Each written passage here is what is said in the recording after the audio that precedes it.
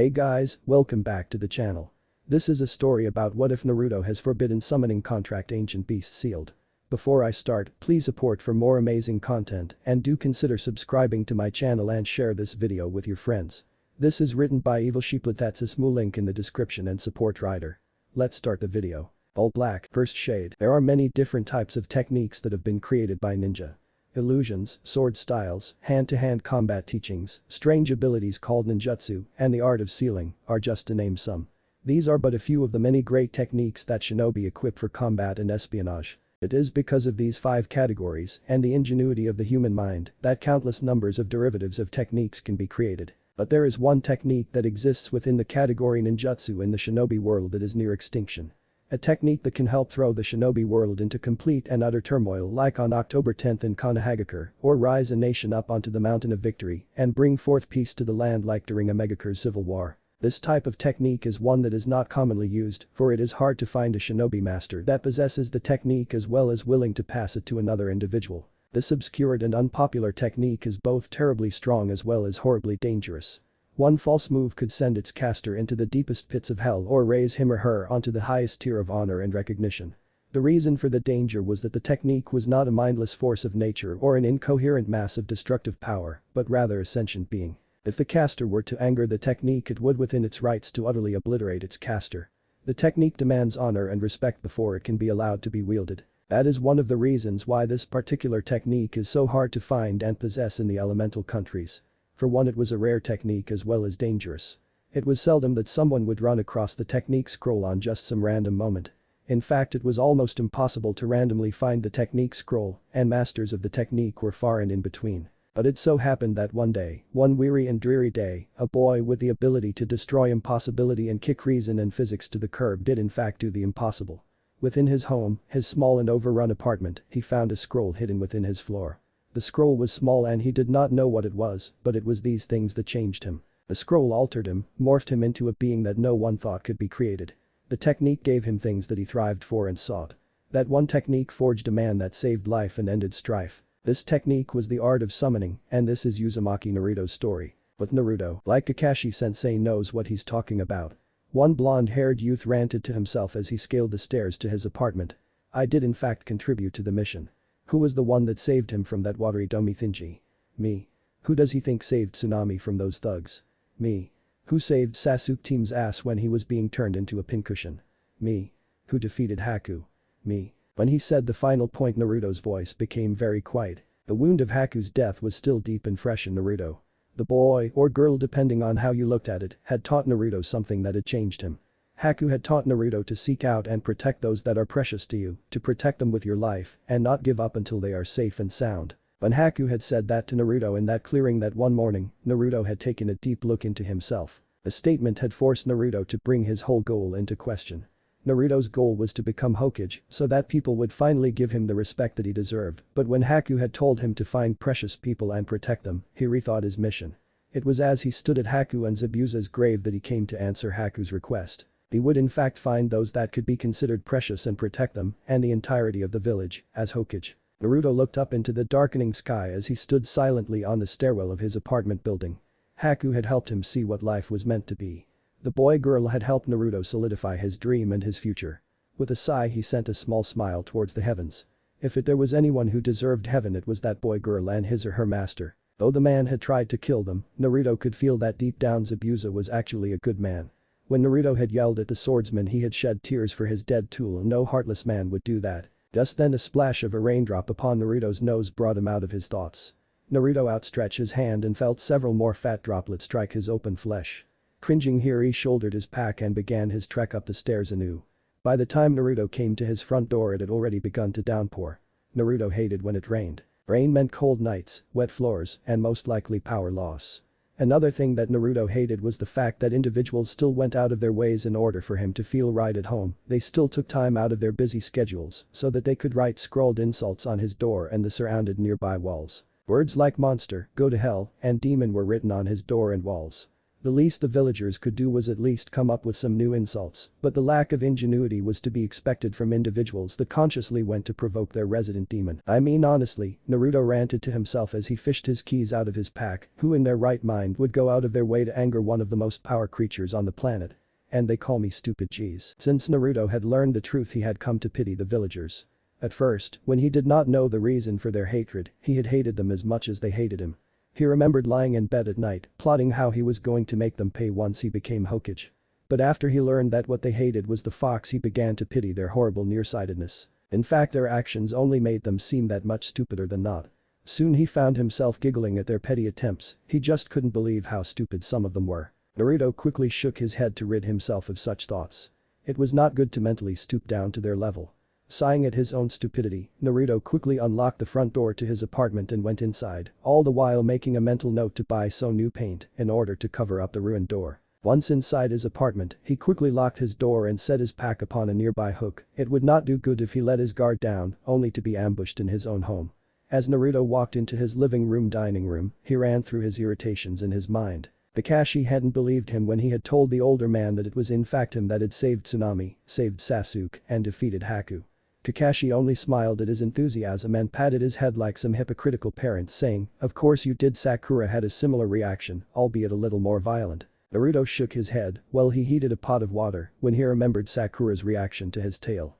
There had been no need for her to attack him like some kind of wild wombat, especially when she brought a broken telephone pole into the equation. Naruto honestly cared for the girl, but the more and more she committed random and uncalled for acts of violence against him, the harder it became to seek after her. Naruto suddenly stretched his arms above his head, sighing as his shoulders popped and cracked. He was happy that he was back home. The mission had taken a lot out of him both physically and emotionally. Now that he was home and away from his client and team, Naruto was finally able to relax and enjoy solidarity. Unlike popular belief, Naruto was in fact comfortable with being by himself. The mindset had been forged after many years of independence and solitude, so it was of no surprise, to Naruto at least, that the young blonde was in fact content with being alone. Sometimes he even wished for it. Don't get him wrong, he did not mind masses of people, but sometimes silence and alone time were some things that Naruto wished for more than others. Realizing that his ramen was nearing completion, Naruto took the simmering pot from the stove and set it on the small top of his dining room table. After spooning a bowl for himself, Naruto prayed over his meal and wasted no time in feasting upon his labor. Though the creation was a pale comparison to that of Ichiraku's ramen, it would have to do. It took no time at all until Naruto had completely emptied the pot of ramen, and it took some mental convincing so that he did not start and devour another packet of the instant meal. If he did, he would be running low, and it was still some time before his scheduled market run. With that depressing thought, Naruto quickly cleaned the dinner's dishes and the dishes that he had left until he returned and headed towards his bedroom. His apartment wasn't very big, containing one bedroom, a combination living dining room, a kitchen, and a bathroom. Though the apartment wasn't much compared to other apartments he had heard about in actual homes, Naruto was happy that he had a roof over his head. In the past he had lived in an orphanage, in a tree, and on the streets. The orphanage had been one of the worst, for the matriarchs had been biased about his existence and had done everything in their power to do nothing. The tree was actually rather homely, well, until a freak lightning storm had destroyed the tree. After that, Naruto had taken to living on the street, and it wasn't until 6 months later that Sarutobi took pity on Naruto's plight and supplied him with the current apartment. Naruto yawned as he opened his bedroom door. Sleep was the second thing on his mind, dinner taking the first slot. The mission had not been gracious to him when it had come to sleep. Each time he had closed his eyes he had seen Haku's smiling face before it was rendered pale and dead. Each time he had closed his eyes he had felt Sasuke's dead body clutched to his chest. Each time he had closed his eyes he had smelled the freshly dug graves of Haku and Zabuza. Each time he had closed his eyes he had heard the voice of Gato. It also did not help that Naruto had to share a tent with Sasuke. The Uchiha had a habit of crying in his sleep, most likely due to memories of the massacre and talking about revenge. As the tired blonde drudged into his bedroom, he forgot to sidestep the weak floorboard near the center of the room. The result of his clumsiness was the floorboards giving way under his weight and shattering. Another result of his now trapped leg was that Naruto was plastered face first onto the floor. It took several seconds for Naruto to actually comprehend that he was now, quite literally, eating his floor, and for a time Naruto didn't care. In fact, the thought of just sleeping on the floor crossed his mind as he nursed his sore nose, but if he were to sleep on the floor, that would mean that the cold night's air would disturb him, and thus he would again lack in sleep. With a disgruntled groan, Naruto pushed himself back to his feet and gazed at the handiwork he had wrought. His foot and leg was lodged up to just below his knee, and he could feel some of the ridged pieces of the wood digging into his flesh. Ankle wounds were some of the wounds that Naruto hated the most. The reason being was that legs were a few of the appendages that a human uses the most, and the ankles were one part that the legs used the most. So with the constant walking and running, the joints were constantly being forced to work and would never be given ample time to heal. So with a hiss of breath into his lungs, Naruto ripped his leg up and out of the impromptu hole he had made. Naruto had added too much force to his pull, and not only was he knocked back onto his rear, but it seemed that the slight vacuum that he had created had brought something up from underneath floorboards as well. But Naruto had taken no mind of the forgotten object, instead he was focused solely on his torn leg. His leg seemed to have sustained 3 deep gouges, but even before his eyes the gouges began to heal and seal. This had never happened before, for in the past Naruto would spend days healing. The only conclusion that he could come up with was that now that he was conscious of the fact that the Kyuubi was sealed within him, that his flesh began to heal even quicker than before. He had always had fast regenerative capabilities, healing a wound in a week when it would normally take a month to do so, but after the Mizuki incident his healing rate had skyrocketed. In morbid curiosity Naruto had taken a kunai and slit a gash across his arm a couple of days after the bout with Mizuki. The gash had been an extensive one, but the moment he actually deviated his mind from the numbing pain he noticed that the 6-inch gash was healing steadily. It was as if now that he was conscious of the Kyuubi's presence, his mind had lifted some kind of roadblock and allowed the beast power to flow into his cells steadily. But this was just a theory with no supporting evidence besides 2 or 3 experiments. As he continued to stare at his leg, the gouges steadily healed until they were no more. That was good. Naruto did not want to have to deal with a bum leg on his 3 days off that both the Hokage and Kakashi had allowed his team. Even though it appeared to be healed, Naruto still drew his fingers across the new flesh to make sure that he had indeed healed. After the inspection of his leg, Naruto moved to inspect new hole in his room. It was about a foot wide and maybe 2 feet deep. It was a hole that could not be covered by a rug, which meant that Naruto was going to need to splurge for more supplies besides just paint. But he could not just leave it as it was now. If he did that, more accidents would most likely happen because of the hole. So Naruto began to look around his small bedroom for something that he had put over the hole until tomorrow. As if scanned the bedroom, a small forest green scroll caught his attention. Now while Naruto was known for having his apartment referred to as a pig pen, when it came to scrolls and books, he always treated them with the utmost respect and care. So to find a scroll just lying on his floor was actually a peculiar sight. Naruto quickly went to investigate. What he found on closer inspection was that the scroll was the size of any common storage scroll, about 8 inches long and about an inch in thickness. So in regards to scrolls like the Forbidden Scroll and weapon storage scrolls, this scroll was relatively small and compact. 1. When Naruto finally stirred up the nerve to pick up the new scroll, he found that it was indeed quite heavy and a faded forest green color, meaning that the scroll must have been quite old. The edges of the scroll were equally old-looking, cracked and split and weathered like old parchment paper that the young blonde had seen in a museum during a school field trip. As Naruto gripped the scroll in his hands, he held it as if he was holding a newborn babe, for he felt that if he made any sudden movements with the scroll, that the scroll would fall apart into dust. With the utmost of care, Naruto turned the scroll over to examine the entire outside of the scroll. As he did, Naruto found the labeling for the scroll on a small 3-inch high white piece of parchment. Though most of the kanji was smudged and faded, he was still able to make out one of the symbols. The one kanji that Naruto could make out was the symbol for summoning. The kanji sparked a recollection in Naruto's mind, a recollection of class with Iruka. In class, one of the few times that Naruto had decided to stay awake or actually attend, Iruka was describing several types of techniques. One of the few that actually caught Naruto's attention during the lecture was the art of summoning. The technique was meant to summon a creature from the summons plane, a dimension parallel to the elemental countries, into battle. Some of the examples that he had given to the class were the toad summons the Sannin Jiraiya used, the slug summons the Sannin Tsunade used, the monkey summons the Sandaime used, and the snake summons the traitor Orochimaru used. He also explained how the summons had tools and techniques all their own, like the Kusanagi long sword that the traitor Orochimaru possessed and the adamantine staff that the Sandaime used. So if Naruto's giddy mind was correct, the scroll that he now held in his hand could in fact been one of those summoning contracts. But the likelihood of that would be slim to none. Good thing I don't care about likelihood, Naruto mumbled to himself happily. With a fluid motion, Naruto gently placed the weathered scroll on the ground and undid the string constraint. The string's purpose was to help keep the scroll rolled up into itself, so once it was untied, Naruto had free access to the scroll's inner contents.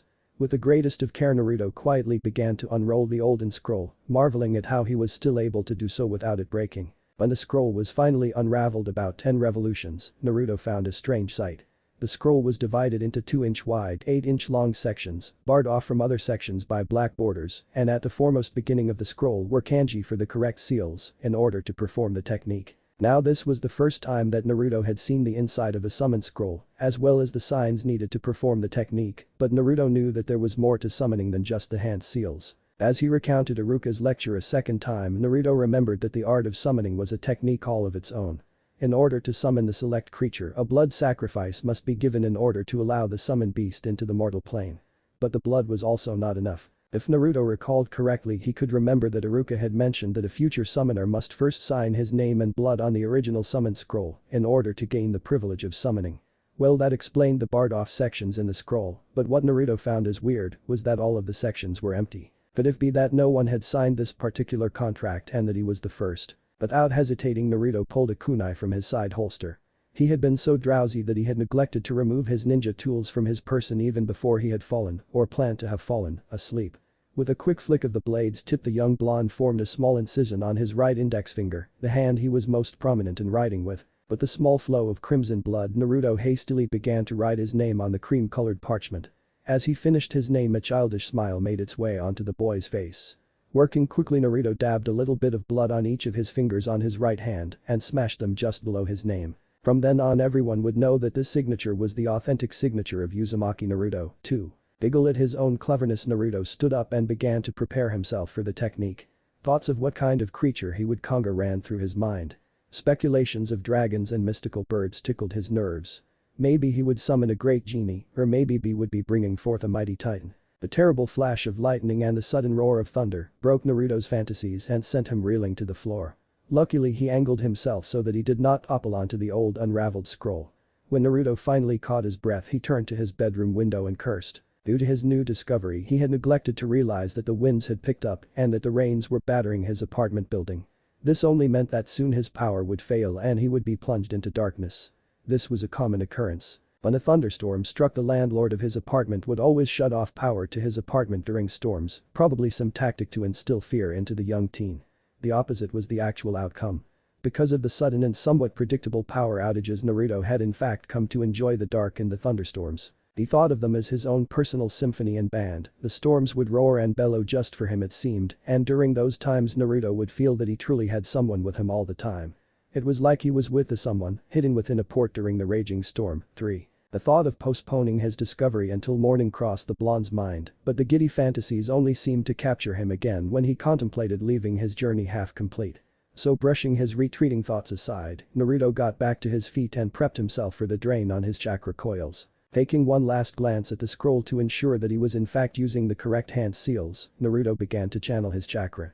He did not know the precise amount that he needed to collect, but he guessed that the same amount as needed to make 10 shadow doppelgangers would be enough to summon a decent-sized whatever. With a calming sigh, Naruto pricked his thumb on one of his surprisingly long canines and slowly preformed the seals. As he did, he gathered what he thought was the needed amount of chakra into his hands.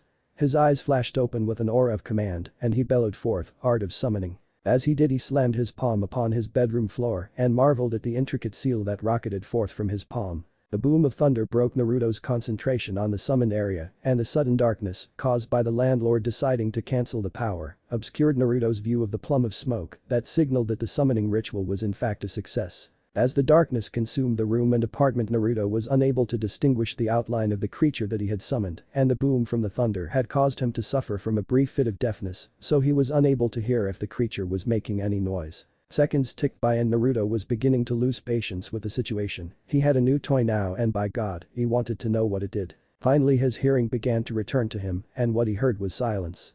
That worried Naruto, for he knew that the ritual had gone correct. He had seen the plume of ninjutsu smoke that had signaled the completion. So it was either that the summon had already unsummoned itself, a skill that the creatures possessed in case they were too injured to fight or when their job was complete, or that the creature was waiting for him to make the first move. Naruto decided to make the first contact. Scratching the back of his head sheepishly, yet at the same time keeping his senses at the forefront, Naruto spoke into the darkness, "Hi." Though it was only one word, he heard a suddenly noise. It was not loud, maybe a shuffle of fabric across the floor, but it was indeed there. Picking up his courage again, Naruto said, "I know you're there and I promise that I won't hurt you." The shuffling noise made another appearance in the room.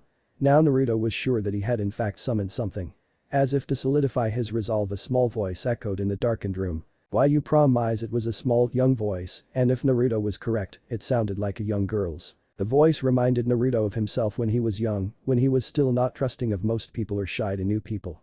Smiling at the nostalgic tone, Naruto said, "Of course, I promise.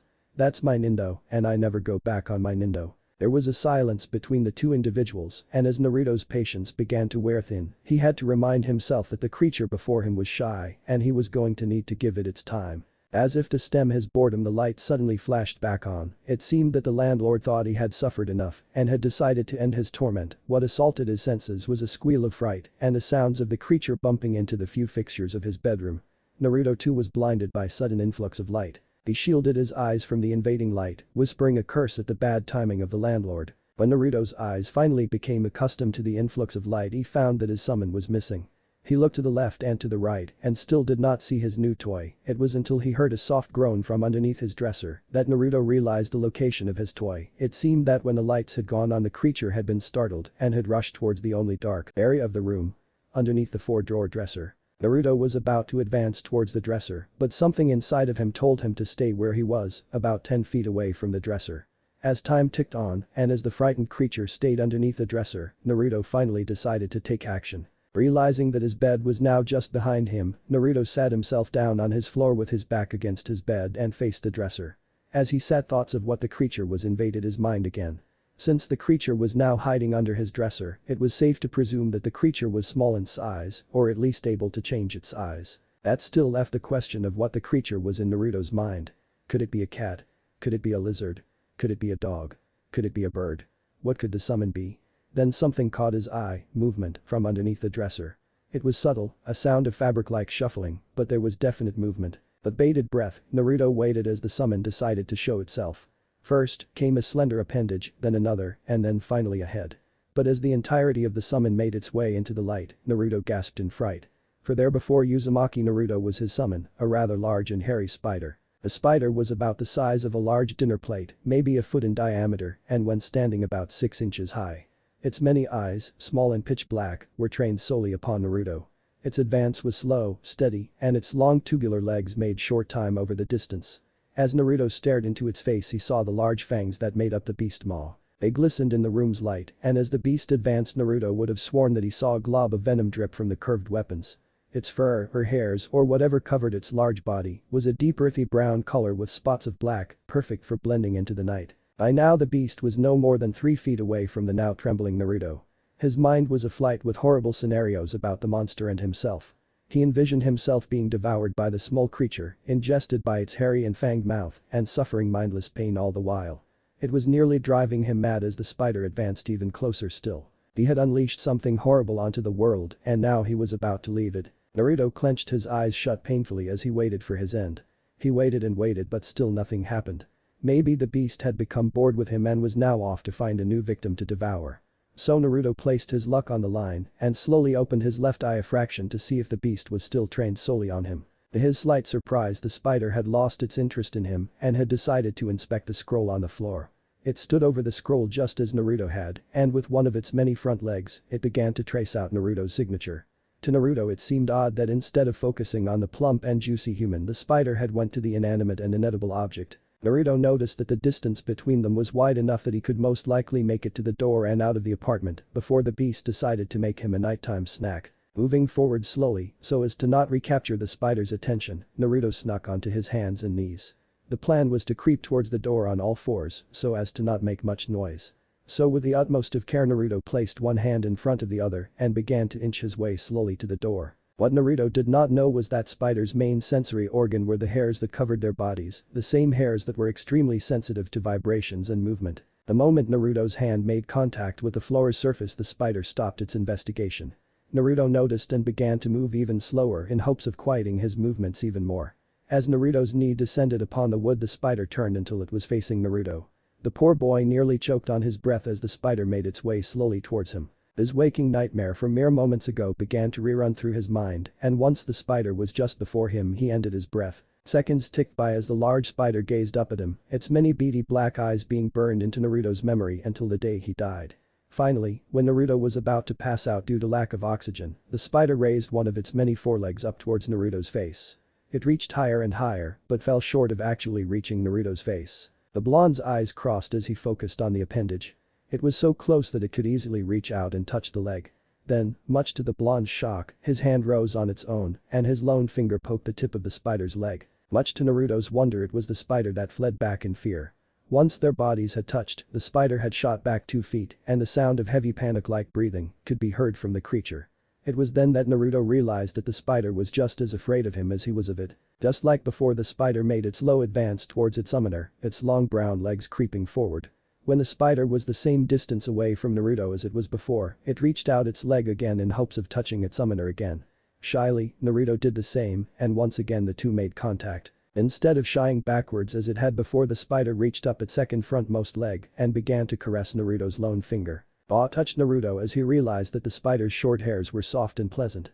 In fact, when the spider began to caress the whole of his hand, Naruto let loose a stifled giggle as the spider's legs had brushed against an area that was quite ticklish. At the sound, the spider looked up into Naruto's face and just stared, its fangs slightly parted. Naruto guessed that the creature had forgotten that he was actually alive rather than motionless and inanimate. Moving his opposite hand to scratch the corner of his jaw, Naruto decided to make further contact with the alien creature. "My name is Uzumaki Naruto, what's yours?" The spider stiffened. It regarded his words with unease, if the shifting back and forth on its 6 free legs was any indication. But Naruto was patient. So far the creature had yet to attack or harm him in any way, so Naruto decided that the creature deserved to feel comfortable before it made its move. My name is Ringumo," she said quietly as she continued to caress Naruto's hand. Naruto noticed the action and smiled, even though his mind was telling him to run from the terrifying summon. "Haven't seen a human before, have you?" Naruto asked. Ringumo brought one of her legs up and bopped herself on the top of her head like a ditzy girl would do when she realized her mistake. "Yeah. Sorry if..." An explosion of thunder caused Ringumo to shoot up into the air with a girlish squeal. Naruto marveled at the height that she achieved in her frightened leap, but quickly found himself moving into the descent path of Ringumo. She came down with all hairs bristled and eyes wide in fear, or at least Naruto thought that her eyes were wider than usual as she made contact with his chest as he moved to catch her. She bounced once and disappeared with a pop and a burst of smoke. Naruto sat there silently as he slowly came to grips with what had just happened. The creature he had summoned, a creepy spider at that, had just become frightened by a blast of thunder and dispelled herself. Confusion was all that Naruto could comprehend for some time. He thought of trying to resummon the spider, but the thought of summoning something bigger and most likely meaner spider came to mind. That thought was quickly shot down. He then wondered if he should do nothing, just head to bed like he had originally planned. That sounded like the best plan, but because of the adrenaline that was just now ebbing from his system because of his fear, he felt more awake than when he had entered Konoha. Naruto also concluded that he needed to digest what had happened, and a nice warm shower sounded rather appealing at the moment. So without further ado, a shaken Naruto hobbled his way towards his bathroom as he shed his clothes like a second skin. When he finally entered the sputtering stream of his shower head, lucid thoughts of what had happened swam in his mind. But not once did his mind conceive just what had occurred and just what was becoming of his actions. Little did he know that he would soon learn what his small act of innocence had birthed. Summon realm, but the new Ringumo struck a pile of withered leaves. Almost instantaneously she shot up and whipped about looking for the lights and the sounds of the storm that had raged outside of Naruto's room. What she found instead was that she was back in her realm amongst the large towering trees and plush undergrowth. She swiveled in place, soaking in the soothing light, the soft sounds of the crickets and other insects, and the vibrations of the other grand creatures that made the realm their home. Ringumo's air of shock and fear soon evaporated into giddy awareness. She was back home. She was back within the realm that housed all of her hundreds of brothers and sisters, her mother, and all of her clansmen. She was back home and she had a story to tell. She rocketed off through the forest as fast as her 8 skinny legs could carry her, hell-bent on preaching her story to her most important person. "Mommy. Mommy, guess what?" she screamed as she ran across the forest floor, over logs, and through underbrush. She was like a brown bullet, dodging other spiders and obstacles, ignoring her many siblings as they shouted out for her to play, and tumbling whenever she lost her footing. But not one of the obstacles deterred her from her mission. She had to find her mother and tell her new story. When Ringumo was born, her mother used to tell her siblings and her tales of their purpose and about how someday they would finally meet a human.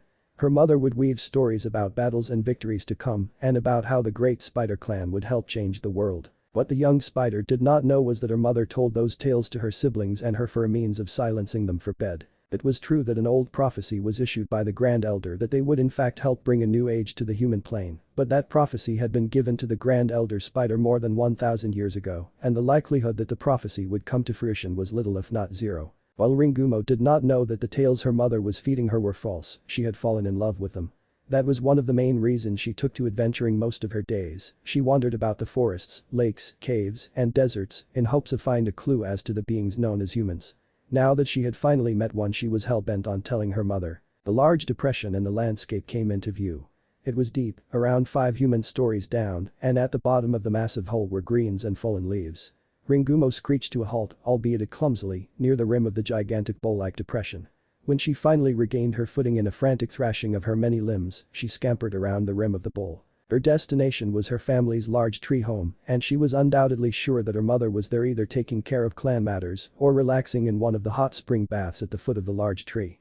As Ringumo ran, she long since ceased her joyful cries due to lack of breath. She heard the soothing voice of her great mother and another close family member. Swiveling her many eyes, Ringumo saw that it was in fact her mother, Joragumo, and her mother's close friend, Kakubagumo, were having a pleasant conversation while in the shadow of the depression's rim. Squealing with glee at her findings, Ringumo scampered towards the lip of the hole and sailed off, taking precious care to attach a strand of silk from her spinneret before jumping in case of blundering. As she fell with her impromptu bungee rope, she screamed with joy. "Mommy, mommy, mommy, mommy, mommy." Her voice was high and overflowing with giddy emotions. "Mommy, mommy, mommy, mommy." Guess what? Guess what? Guess what? Joragumo stalled mid-sentence with Kakubagumo, an old wolf spider, and scuttled around so she could see her daughter flying straight at her with speed that could only be achieved by the sun spiders of the desert. With a gasp of surprise, Joragumo lumbered forwards in hopes of saving her falling daughter. Out of all her hundreds of children, Ringumo and Fangumo, one of Ringumo's close sisters, had caused Joragumo the most headaches and fear. The two just loved to play and explore where they just shouldn't, like the swamps of the Toad clan, the caves of the Reptile clan, and the rivers of the Hydra and Fish clans. Joragumo could count the hairs on her body for how many times she had had to save her 2 daughters from their adventures, all the while hearing them squeal about their fun all the way home. Joragumo swore loudly as she saw that she was not going to make it to her daughter's rescue. The mighty spider even tried to dive under her falling daughter in hopes of saving her, but even that came short. So she watched in horror as her baby fell to her death, all the while spewing forth something about something or another. Just as the young spitterling was about to become a spider pancake, Joragumo saw a deep gray and faded orange blur shoot past her downed form and towards her falling little one. But not more than 5 feet until impact, and with Kakubagumo, the gray and orange blur, just 3 feet away from capturing the child, Ringumo shot back up into the air, causing Joragumo to look up with shocked awe and Kakubagumo to fall flat on her face many meters away. "See, mommy, I did just like you told me." Ringumo shouted out, hoping to be praised by her mother. "I attached my silk just like you taught me." And lo and behold, she was right. As Joragumo picked herself up from the leaf-strewn floor and approached her bouncing and giggling daughter, she saw that there was indeed a fine strand of silk from her spinneret to the lip of the depression. Joragumo growled to herself. This was one thing that she could not help but wish that her daughter grew out of, and that was the young girl's recklessness. The girl just did not know what was dangerous and what was acceptably fun. While Joragumo's other sons and daughters found tree climbing and web practicing fun, Ringumo and Fangumo found battling with their scorpion cousins and skydiving fun. The girl seriously had her priorities wrong. The Kakubagumo had also picked her face off of the earthen floor, and she too growled at the young spider's recklessness. At least it was nice to know that the girl did remember what she was taught by her mother. Some of the other children would listen while their mother taught them about hunting or web building, but the moment they were sent off on their own, the precious information would just slide off them like water off of a duck's back. Next thing you knew, you would have small spiders fall to their doom from high up just because they had not listened to their mother when she had instructed how to securely place a safety silk. Ringumo finally plodded down onto the ground from her safety silk and began to dash around her mother and her surrogate aunt like a happy puppy, much to Kakubagumo and Joragumo's ire. When Joragumo would try to catch her daughter when the little bundle of energy darted left, it only seemed to encourage the spitterling and cause her to strafe right, giggling all the while. The Kakubagumo could only make out half of what the youngster was saying, and the babble that was coming forth was nonsense at best, something about a thunderstorm and a new friend or something like that. Finally, Ringumo tripped in her enthusiasm, and Joragumo and Kakubagumo took that as a cue to surround the young girl so she could not escape. "Now what have I told you about jumping from high up?" Joragumo stated as she ran a foreleg across the top of her head. "Mommy, it was so cool. I was playing out in the rocks. Honey, please pay attention, Yorigumo pleaded to her daughter as Ringumo strafed back and forth in front of her with giddy anticipation, her abdomen bouncing about like a tail of a happy dog. And then all went dark and I couldn't see. But I used my legs to feel and to smell like you said, and. Rin-chan, calm down, Kakubagumo was also trying to reprimand the spittling, but with her so wound up it was hard to get her to focus. And he felt soft and smelled kinda weird. But a cool weird. And he didn't have a hair on him. It was so cool. Wait, what? That line was one of the few lines that both Yorigumo and Kakubagumo deciphered from the child's rambling. It instantly piqued their interests greatly. Boom. It was so loud that I jumped. Wait, back up. Then I was back here. It felt so weird. Then I knew that it was true. What was true? Yorigumo was near the end of her rope with her daughter's mighty tail. Summonings feel awesome. What? Ringumo instantly fell silent at her mother's roar of surprise and bowed her head and body in submission. There were few times that she had heard her mother use that tone of voice, and each time usually ended with a timeout. Timeouts were not fun. Mommy usually subjected her to a 10-minute lecture about how what she had done was bad, and then the Spider Queen would make Ringumo go to her web until dinner and make her think about what she had done. That meant no climbing, no running, and defiantly no playing. It was absolute torture. Ringumo promised herself that she would bring up Mommy's cruelty to arachnids to the Grand Elder and tell him about how evil timeouts were. He would understand. He always understood. He was so nice, wise, and kind. He never once yelled, or at least that was what Ringumo had heard. She was not yet permitted to see the Grand Elder yet. She needed to go through her final molt in order to be allowed to see him, and she had yet to go through her second molt. It just wasn't fa. Ringumo, what did you just say? Her mother's voice barred no room for argument. So to quell her mother's growing temper, Ringumo recounted her tale to her mother and aunt. This time Ringumo took the time to speak slowly and cleanly so that she would not get in trouble for being overexcited. Ringumo, Yorigumo huffed after her daughter had finished, what have I told you about lying? But mom, I'm not lying. Ringumo whined with indignation. Don't talk back to me, young lady. I've told you time and again not to lie. But I stopped lying after the Mizugumo incident. And what an incident that was, Kakubagumo drawled under her breath and she lay listening to the spittling's tale, her two right forelegs keeping her head propped up in a lazy sort of way. Fine, Yorigumo said with an air of defeat. It was true that after the Mizugumo incident, something that she never wanted to remember, Ringumo had never lied to her, but a tale about being summoned to the human plane was almost unbelievable. If you're not lying then what proof do you have? Ringumo stalled for a moment. Spiders never believed anything unless there was utter proof of it. The practice came from centuries of trusting their webs. If there was a vibration in their web then there was a meal, if there was no vibration, then there was no meal. Then uh-oh. Her spirit suddenly rose when she remembered that she had actually touched the boy. Ringumo raised her two foremost forelegs up towards her mother's massive head. I touched his hand or whatever they are called, so I should still have some of his scent on me. The left half of Yorigumo's eyebrows rose up at the evidence. It was one of the strangest articles of evidence that had ever been provided to her, but her young daughter still had merit. Yorigumo took one of her legs and caressed her daughter's outstretched limbs and body, all the while inhaling the scent of Ringumo's forelegs. When her mind registered what she had inhaled, Yorigumo's eyes widened to the point that they were on the verge of popping out of her head. She scooped up Ringumo with her forelegs and spun her around high in the air, cheering with glee as her daughter was. Kakubagumo looked on with surprise. She had rarely seen Yorigumo act in such a way, and the only times that the Spider Queen had been this excited had been when the war between the arachnid clans had finally ended. That could only mean that what Ringumo had said had been true. Oh god, Kakubagumo whispered to herself. They had finally achieved a summoner. The Spider Clan finally had a summoner. After centuries of loneliness and nothing, the time had come. The great prophecy, passed from God the creator of heaven and earth to Shigumo all those centuries ago, was finally beginning to roll. Kakubagumo grinned widely, as much as a spider could, and physically resist the urge to join in with Ringumo as she howled with glee in her mother's arms. Kakubagumo, Yorigumo commanded when she finally came to an end of her celebrating, assemble everyone. Everyone? Kakubagumo asked in awe. Do you mean, yes, everyone? All the head spiders, all the head scorpions, and all the head mites. Everyone. Everyone must hear this. Tell them all to come to the Grand Chamber. Kakubagumo had to resist gawking at the command. Everyone.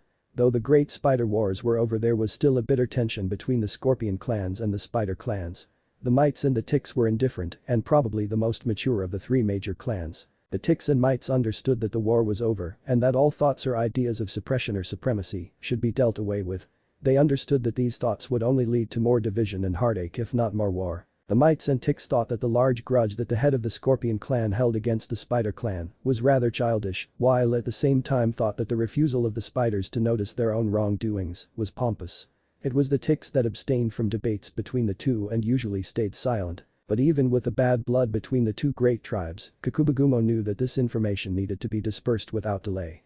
Nodding to her friend, the old wolf spider dashed up and out of the depression and into the forest. The elder spider would need to talk to the trapdoor, the orb weavers, tarantulas, hunter spiders, and cave spiders of both the forest and caves, just to name a few, about a meeting in the grand chamber. After that, Kakubagumo would need to quickly venture out into the desert to tell the scorpions and sun spiders about a meeting, the lakes to notify the Mizugumo, and finally the mites and ticks that hid almost everywhere.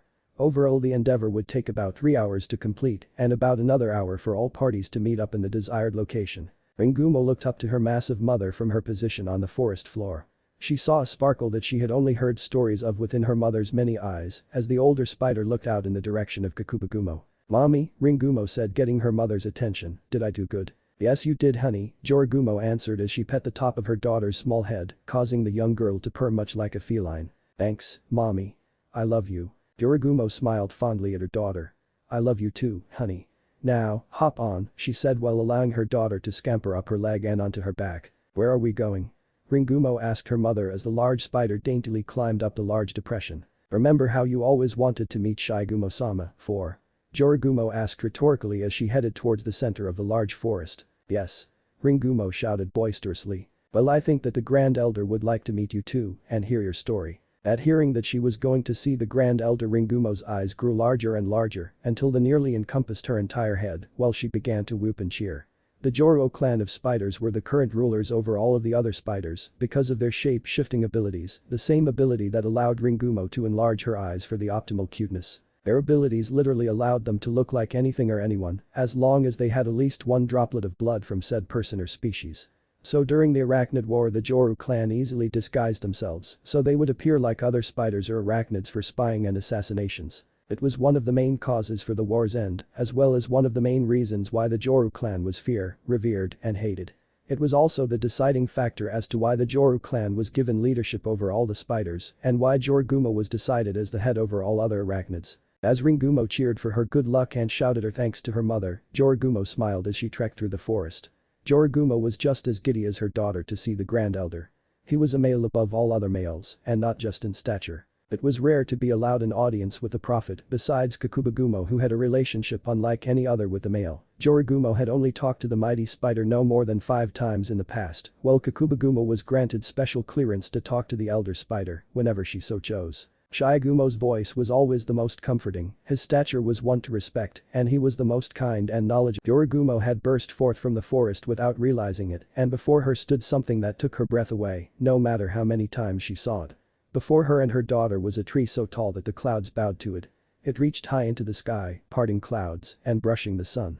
Its trunk was teeming with small males going about their duty and large females scurrying from hollow to branch as they too went about their duty. The roots of the massive tree went out in all directions like waves, rolling and curving in ways that put water to shame. In between the trees, many gnarled roots were hot spring baths nestled between the roots themselves and large boulders carried in by the massive tarantulas of the inner forest. Giggling within the springs were spiders morphed as their human selves, gossiping and enjoying themselves as male servants tended to their needs and wants. This mighty tree, which had stood since the day that Shigumo first birthed them and their arachnid brethren with his wife Arachnid, 5, was the Joru clan's home.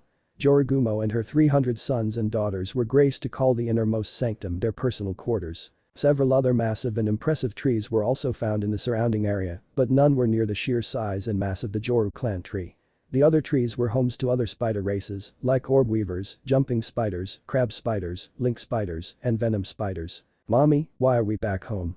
I thought we were going to go see the Grand Elder," Ringumo bemoaned when she saw her mother admiring their home. "Don't worry, Rin-chan," Joragumo cooed to her daughter as she headed towards the hot springs, "we'll go see the Grand Elder, but first we must wash up." But, Ringumo sputtered out when her mother lifted her off of her back and onto the ground in front of a hot spring bath. "I want to go now." To answer her daughter's childish demand, Joragumo's massive form slowly began to melt and fold away until all that remained was a woman. She stood close to 6.5 feet tall, with long elegant legs, a healthy buxom figure, and deep brown curly hair that was held in a loose ponytail. Her face was the most astonishing feature, for there were 2 beautiful gold eyes. The eyes were gleaming golden and sparkled as she stared down at her daughter. She held herself with the air of Persian queen, smiled like perfection, and spoke like an angel. Now honey, it will take about 3 hours for Kakubo-chan to get the word across to all the major arachnid heads that there is a meeting with the Grand Elder, Jorugumo confessed to her daughter as Ringumo teared up. During which I want you cleaned up and on your bestest behavior, you got me missy. As she finished she waged her finger playfully in front of her daughter's face, causing pout and tears to evaporate with a giggle. Okay mommy, she cheered. Ringumo then ran towards the closet pool and jumped in screaming, cannonball. The other Joru that were enjoying their bath laughed at the Spitterling's actions and soon an impromptu splashing fight broke out between the bath's occupants. Jorugumo just shook her head at her daughter's actions and at the actions on the other Joru clanswomen. It was hard to believe that these women were great warriors of the Joru clan and that they had killed many enemies in the name of duty and peace. It both made her proud of their valor as well as saddened by their actions. It saddened the Spider Queen that war had struck their home and that these beautiful and kind women had had to raise fang and sword against their brothers and sisters. Soon though, her small sad and contemplative smile turned into a large grin and with a running jump Jorugumo shouted, cannonball, just as her daughter did. Outside the Grand Chamber. The Grand Chamber was found in the exact center of the Spider Realm.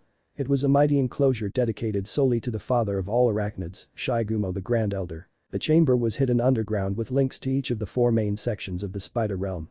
The caves that held the reclusive and stealth cave spiders and ticks, the desert that held the strong and unsurpassable scorpions and sun spiders, the forest that held the ingenious web and hunting spiders, and the lakes that held the noble Mizugumo. All had been birthed from Shigumo and his wife, Arachne, eons ago when the Spider Realm was first created by God. Ringumo had heard all the typical tales about the Grand Elder, tales about how his wisdom was unmatched, about how his love and kindness was unfathomable, and about how his size was massive. That was what she was truly looking forward to. Her mother was a large spider, and so were the tarantulas of the inner forest, but this father of all spiders was supposed to be, like, a bajillion times bigger than her mommy, and that was pretty big. So during the long 5-minute walk to the Grand Chamber, Ringumo could hardly sit still. Sure her mother's shoulder was comfortable and all but this was monumental, like when she found that ball-shaped rock monumental. Jorugumo held in her excitement better than her daughter, she was only shaking a little bit. Shigumo was a wonderful being, and being able to meet him was a true honor. She just couldn't wait. She had to physically stop herself from running down the long tunnel to the Grand Chamber by clenching her fist. The smile that mirrored her daughter's did not leave her face though. As Jorugumo walked she was followed by all of the prominent web and hunter spiders, as well as the tarantulas of the forest. Some were in their human forms like Jorugumo was, those that shared in the Joru clan blood anyway, while others thought it to be more honorable to be in their original forms when within the presence of the Grand Elder. All were silent as they trekked. It was an honor and a privilege to be taking part in such an occasion, and each spider present knew this. While Kakubagumo had only given a brief reason as to why they had been summoned before the Grand Elder, each spider had an inkling as to the true purpose to the meeting. As they marched through the earthen tunnel to the center, Ringumo waved to her surrogate brothers, sisters, and aunts. In fact there were only a handful of male spiders present, and the reason was that the males of the arachnid species were usually suppressed due to their lack of strength and size. Males were not as powerful as the females, nor were they close to the same size. In many cases males were 3 to 4 sizes smaller than their female counterparts. One such male who was exempt from this rule was Akamagumo, a veteran from the Arachnid War. He was the lord and head of the hunting spiders. While this was an uncommon thing for a male to be the leader of a spider clan like the hunters, he was a special case. Akamagumo was a Portia spider, a hunter of hunters, and his ruthless nature and skills had put him head and shoulders above all the other Portia hunters for that matter. In fact the deciding factor to his appointment to leadership was a victory where Akamagumo had infiltrated an enemy camp and decimated the 15 occupants in a single assault by himself. This act had helped greatly in the war and had solidified Akamagumo's rank. While Akamagumo stalked just to the left of Jorugumo in his spider form, Kakubagumo followed the queen of spiders to her right. Kakubagumo was the head of the wolf spider clan for one reason. She was the only wolf spider left. During the war the scorpions had focused a large chunk of their personnel to exterminating the wolf spiders. The reason being was that the wolf spider's superior eyesight was attributing too heavily to the spider's victories.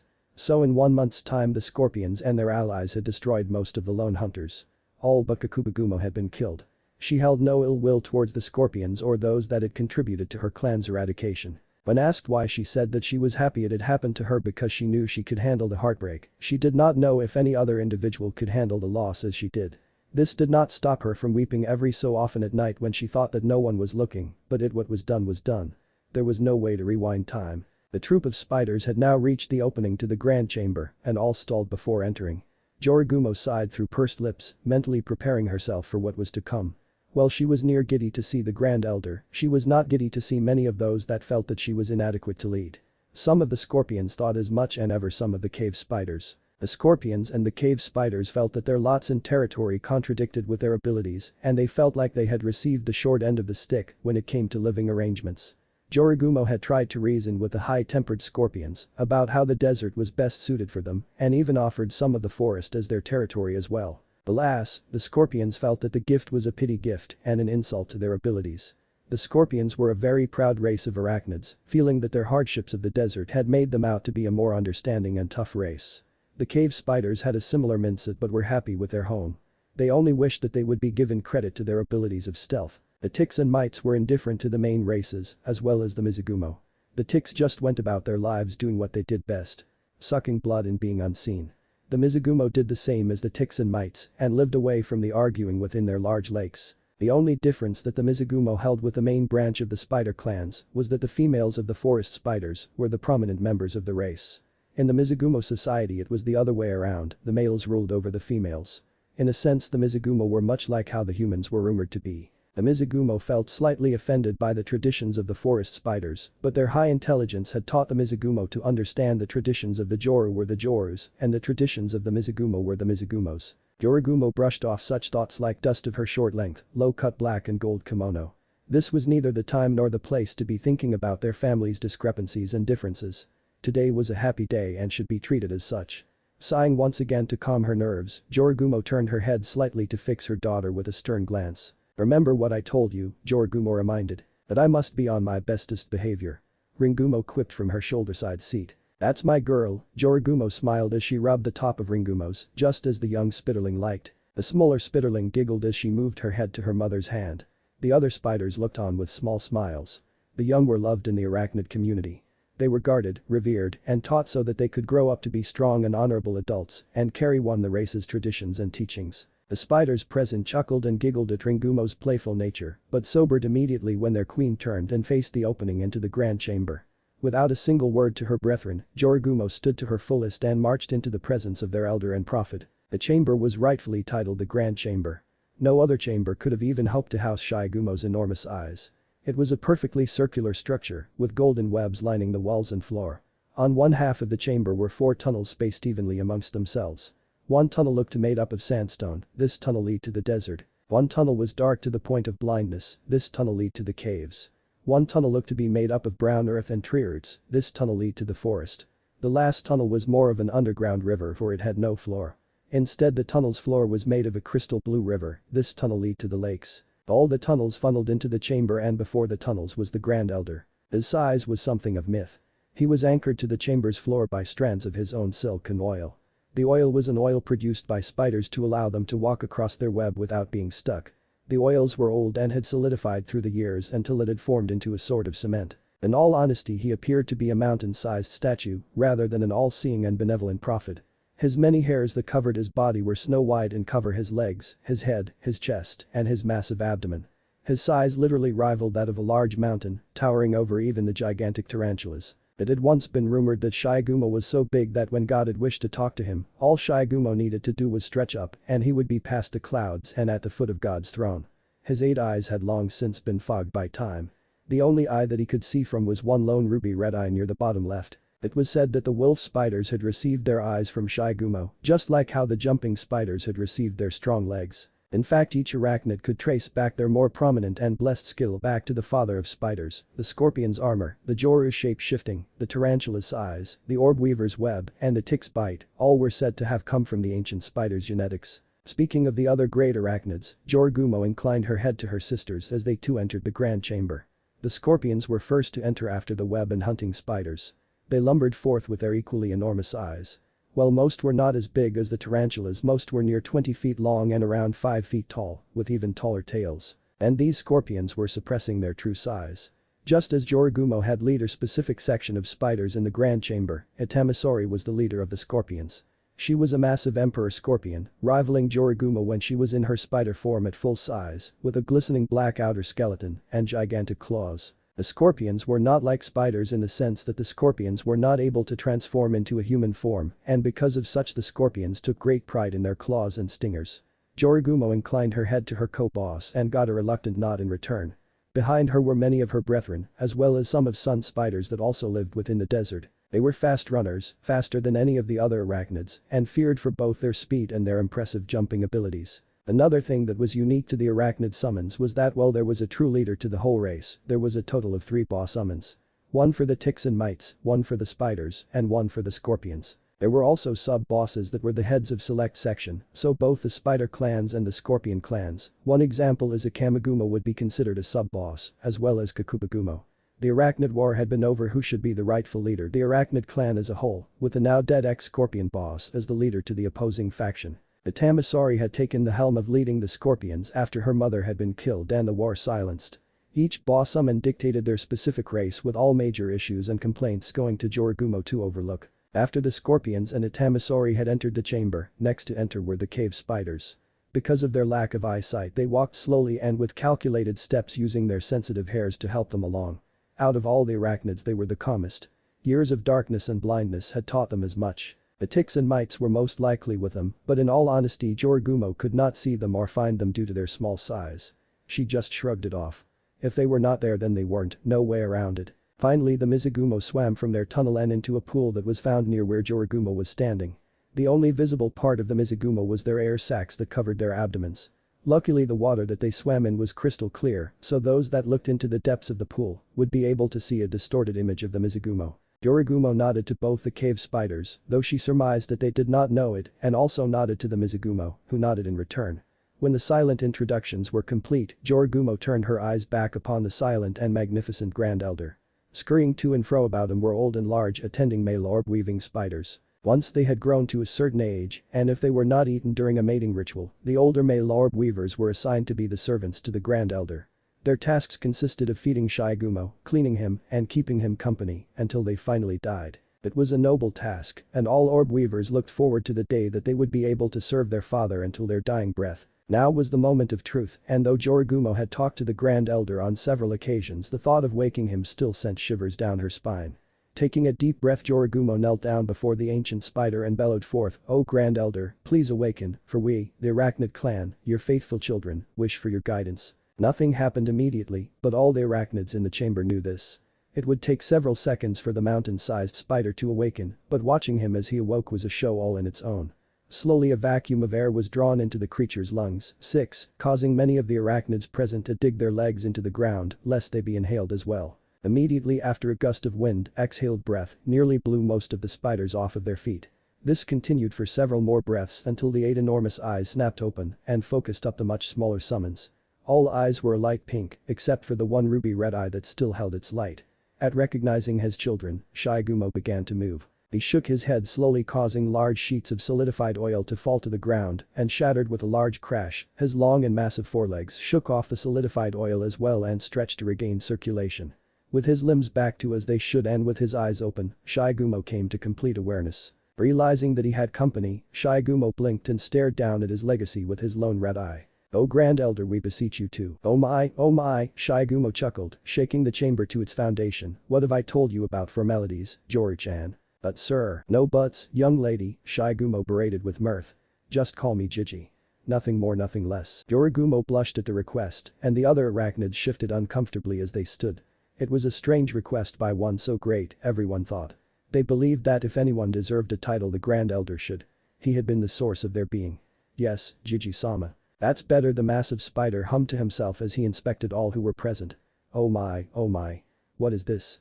You all have come to see me. How nice is it my birthday?" The attempt of a joke sent several into a fit of giggles, especially young Ringumo. "No, Jiji-sama," Yorigumo stated over the giggle. "We have come here with news." Poor, mismatched eyebrows rose. "Oh? And what news do you bring this old arachnid?" "News of a summoner." The simple statement ended the giggling and caused all eyes to focus on Yorigumo. "Blasphemy," Itamasauri hissed in outrage. "We have never, nor will we ever, have a summoner." "You lie." "I speak the truth," Yorigumo spoke calmly as she turned to her fellow boss. "My daughter was privileged to be the one summoned by this nameless human." "That is you evidence?" Itamasauri questioned, the words of a child. "Not just her words but her scent. She has the smell of a human male on her." An uproar came from both the spiders and the scorpions. Males were small and weak, but to have one as a summoner was almost a disgrace. Itamisori clicked her claws dangerously as she ridiculed Yorigumo, rocking forward and backwards on her black-plated legs. The cave spiders stumped their legs in a show that they too did not like the sound of things. Mizugumo bubbled and gurgled in annoyance at arguments that males were no good for warriors or leaders. "Silence!" Yorigumo shouted over the mayhem. "The reason I have called you all here is to affirm the story of my daughter. The Grand Elgigi-sama will be able to see if this story is true or false." Silence consumed the chamber. Oh my, still fighting. Shigumo hummed. "I thought that all of my children had ended this senseless squabbling by now." "We have Jiji-sama," Itamisori replied to the Grand Elder bitterly. "It's just the news of a summoner is something that you do not run across every day." Shigumo hummed again at his daughter's answer, his low note causing the chamber to vibrate and shake. Well, the Grand Elder most likely did not hear the hidden insult, Yorigumo did. She scowled at her brethren and at the childishness of Itamisori. The low hum escalated until the whole chamber rumbled to the point of shaking some unsuspecting orb weavers from the wall's webs. Shigumo's booming laughter shook the chamber and sent some of the cave spiders tumbling. "Are you still mad at Yoru-chan for kidnapping your doll, Itami-chan?" Itamisori's armor lightened as she blushed, she knew it was my favorite and she still stole it at realizing her outburst. Itamisori clamped her claws in front of her mouth and her armor lightened even more. Giggling and chuckling could be heard, but Shigumo's earth-shaking laughter drowned them all out. Yorigumo brought her kimono sleeve up to cover her smile, as per proper lady etiquette, and she turned her face away when Itamisori shot her an ice-melting glare. When the mirth slowly evaporated, Yorigumo decided to whisper one last thing to the irritated scorpion. "I gave it back," Yorigumo whispered. "Oh, her sister summon. But it was missing a claw," Itamisori hissed back. "Oh, come on. I made it up to you, didn't I?" Itamisori blush returned but she did not answer. Shigumo still stuttered his speech, but he was able to say, "Allow me to see if this accusation is true or not." Yorigumo saw this as Ringumo's cue and nodded to her to hop down. At first Ringumo was not entirely sure, Shigumo was a lot bigger than she had first expected. A smiling nod from her mother eased the young spitterling's nerves. She hesitantly scurried down her mother's arm and leg and walked out towards the Grand Elder. The other arachnids looked on and smiled at her hesitant behavior. It was a common reaction when standing before the Grand Elder, and especially for one as small and young as Ringumo. The size comparison between the two was like comparing a fly to a hippopotamus, meaning that Ringumo really felt insignificant. When the massive arachnid finally turned his one-seeing eye onto Ringumo, she squealed and hid behind her forelegs. Oh my, Shigumo hummed. "I did not mean to scare you, little one." Ringumo peeked up from behind her legs at the massive form of Shigumo, but did not take her legs from her eyes. "What's your name, little one?" he cooed to her. "RR Ringumo SSR, she stuttered out. "Oh my, no sir, just call me Gigi." "JJJ Gigi-chan, that's a good girl," he praised. "Now I'm going to do something. I promise it won't hurt, but you have to sit still for me. Do you think you can do that for Lil Almi?" "Yes." Ringumo shouted out happily, causing some of the arachnids to snicker and Shigumo to guffaw. "But girl, now hold still." With that one warning, the Grand Elder moved one of his free forelegs towards the young spitterling. Ringumo braced for impact as the finger of the foreleg descended down upon her. As it descended upon her, she remembered a time when her mother had used her body to block out rain by standing over her brothers and sisters. The size and the shape of the enormous finger reminded Ringumo of her mother on that dark rainy day, and she felt the same comfort and ease as she had that day. With her eyes closed, Ringumo felt a small weight on her forehead and within a second it left. She chanced to look and realized that whatever Gigi-chan had wished to do was done. During the strange request, all those that had been watching held their breath, especially Yorigumo. Though the queen knew that nothing bad would happen to her daughter, the sight of several tons of flesh bearing down on her young still sent uneasy feeling through her heart. The instant Shigumo touched Ringumo's forehead, he removed his foreleg and released a deep gusting sigh. The force blew Ringumo back into her mother's waiting arms with a giggle. The Grand Elder took in another deep breath, sucking his children nearly off their feet and sending Ringumo into another set of giggles, and released it with a whoosh. Oh my, the ancient spider hummed, "Look upon my web, children, and see the face of our new summoner." Suddenly the ceiling of the grand chamber exploded with light and colors. Each creature, including the Grand Elder, gazed up to the high ceiling and gaped. The webs that adorned the ceiling were ones of unmatchable beauty and intricacy. It was said that the Grand Elder and Arachne used this very web to birth all of the arachnid races. This was the cradle to all arachnids and the object of Shigumo's great sight. Well, the Grand Elder was all but blind now, he used the cradle web to see not only into the present but also into the past and into the future. The toads had their one crystal ball, a shoddy and foolhardy thing Shigumo would say from time to time, which used the same principles as the cradle web. But the web was absolute. Nothing was hidden from its strands, unlike with the crystal ball of the toads. No illusion or falsehood could deceive it. It was absolute. Oh my. Look children, look and see. Upon the enormous cradle web a face materialized, graced with a bright infectious smile. It was a face of a boy, maybe the age of 13 or 14. His hair was like it was made of pure gold, his eyes looked as if they too were made of the precious substance, his cheeks held marks like 3 slashes on each side, and his teeth that graced his infectious smile looked to be made of ivory. Though his bright clothes had much to be desired for one who was a ninja, the cunning look in his eye seemed to make up for it. "Hi Naruto." Ringumo shouted up to the web with an exuberant wave. "This is the boy?" Itamasori asked unimpressed. Shigumo's one good eye joined the other 7 eyes as it glazed over as his all-seeing sight filtered out of him and into his web. "Yes," his voice was low and long, drawn out. This is he. Digi-sama?" Yorigumo asked in worry.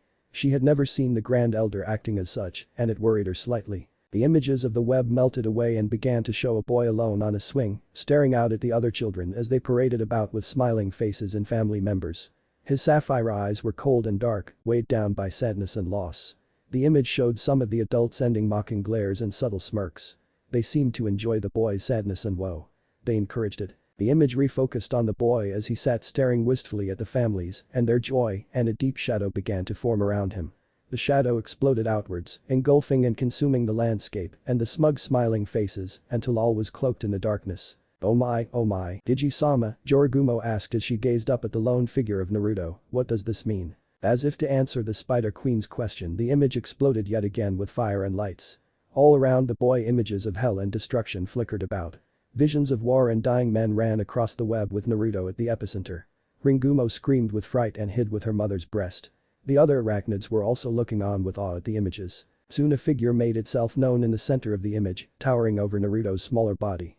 The form made itself out of fire and earth and decaying bodies.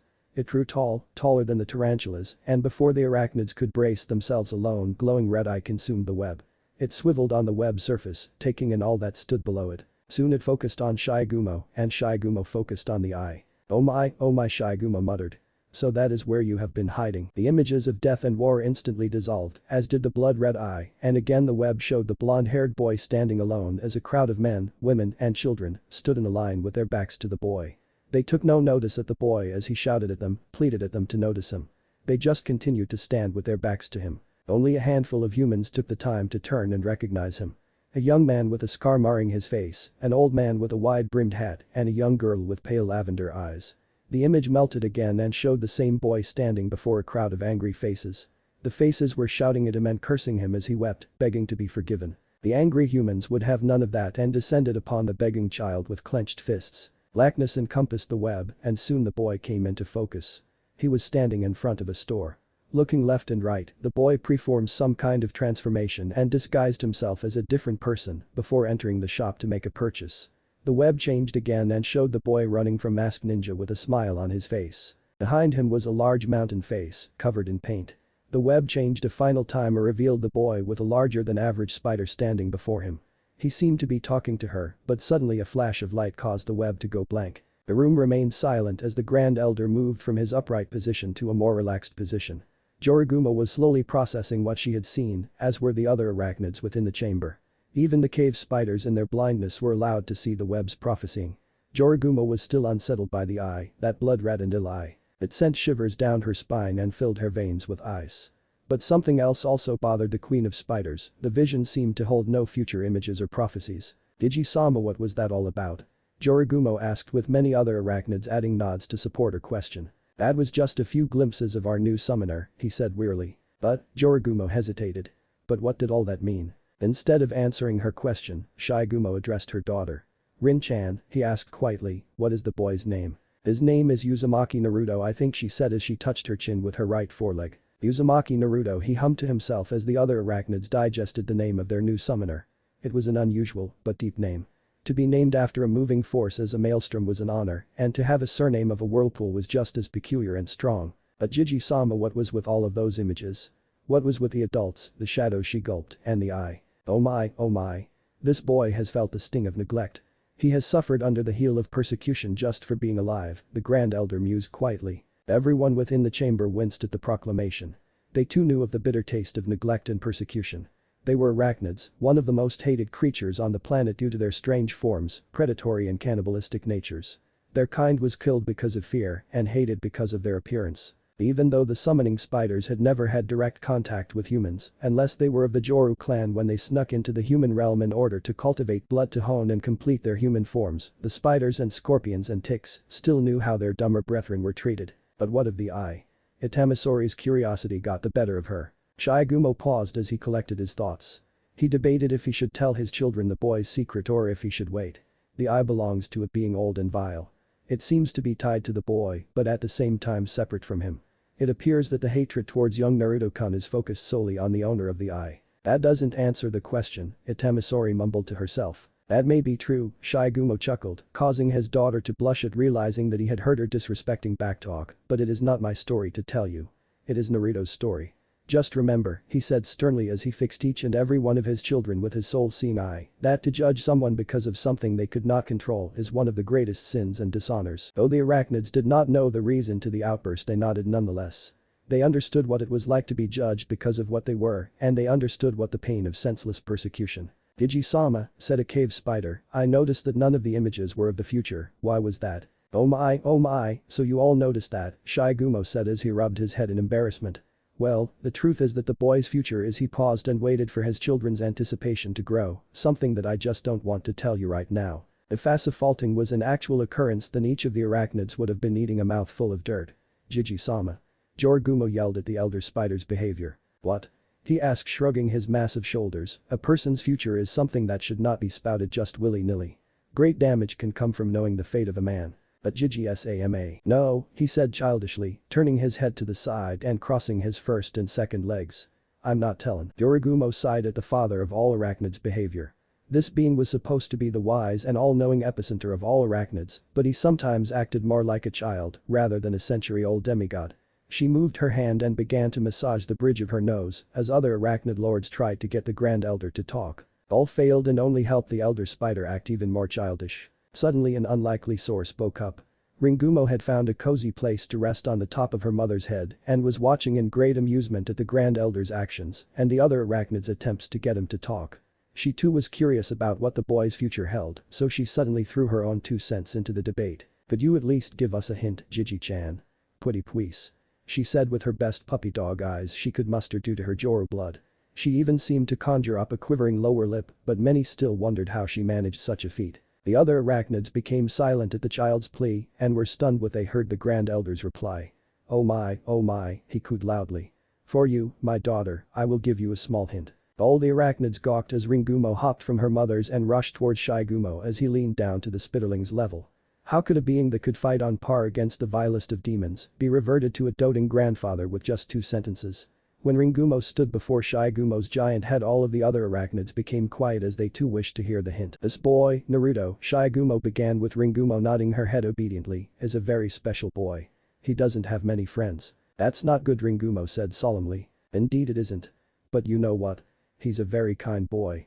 So kind that he will save the world one day. Ringumo gasped as did the other arachnids. Really, Ringumo blurted eagerly. Really, Shigerumo chuckled. But in order for this to happen he is going to need friends. Will you be his friend? Ringumo nodded vigorously. That's a good girl. Jorugumo stared on with a slightly agape mouth. This boy was supposed to save the world. That was a hefty destiny, but something else caused the woman shock. What was he supposed to save the world from? The eye or something greater? What could possibly be strong enough to bring the human realm to its end? How strong did this boy have to become in order to combat it? Many unknowns began to whirl around in Jorugumo's mind as she digested what Shigerumo had revealed. She looked back up to the cradle web as if wishing to see more of the boy. What was he like? What did his past hold? What other details were held in his future? But all questions were dwarfed by her first thought. What was he like? She had heard horror stories about neglecting summoners and sour summoners and downright evil summoners. Judging by the boy's neglect she feared that he may fall into one of those 3 categories. She sighed to herself and massaged the bridge of her nose again. I could use a drink, she thought to herself. Itamisori was unusually quiet. She too was contemplating the boy. He may know suffering akin to the scorpion suffering, but that did not warrant their allegiance. She also did not like how he did not fight against those that suppressed him. He just whinnied and bowed to their will instead of fighting back. Gigi-sama, Itamasori stated suddenly, I think I speak for the Sasori clan as a whole when I say that we will not see him as our summoner until he proves to us otherwise. What? Yorigumo hissed towards her fellow summon. I mean what I say, she stated calmly. Until the boy can prove that he is capable to uphold the beliefs and the practices of the Sasori clan, we will not permit him to summon us. That is unreasonable, the Spider Queen blurted. No it is not, was the Emperor Scorpion's curt reply. Yorigumo growled at her sister and her stubbornness. She suddenly turned to Shigegumo, this isn't fair, Gigi-sama. Tell her that she is not fair. Actually, Shigegumo confessed mournfully, Itamasori is within her rights to deny summoning privileges. We, the Arachnid clan, are not like other clans. Unlike the toads and the snakes we have 3 different kinds of bosses. One for the spiders, one for the scorpions, and one for the ticks. It is within the boss's right to deny or condone summoning. Then we the Nomi clan seconds the Sasori's decision. 7, came a squeaking call from one of the cave spiders back. Please, Yorigumo begged, I know he is new, but give him a chance. Until he shows aspects akin to those of the Nomi tribe, then he will be allowed to summon us, said the unseen tick boss summon. Yorigumo's mind began to race. Though she too did not the boy she was still willing to give him a chance. She also feared that if she did not act up quickly the spiders under her would call for the denial of summoning. Another fear came to bear down on her. The fear was that Itamasori and the Nomi clan's stubbornness would cause them to withhold their summoning rights permanently. Well, I speak for the rest of the Tsuchigumo clan when I say that we will allow and embrace the new summoner named Uzumaki Naruto. With each emphasized word Yorigumo sent meaningful glares towards the 2 other boss summons. Itamasori and the tick boss summon said nothing, but heard the insult nonetheless. Oh my, oh my. Then let it be known that from this day forth Uzumaki Naruto has been recognized as the first and sole summoner to the spider contract. Shigegumo's decree was strong and commanding.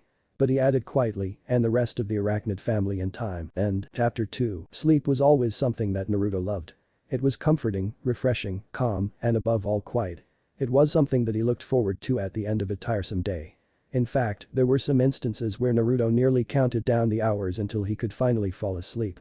Another humorous tidbit of information about Naruto was that he was not a morning person. It wasn't actually his fault, instead he blamed it on how the sun decided to rise too early.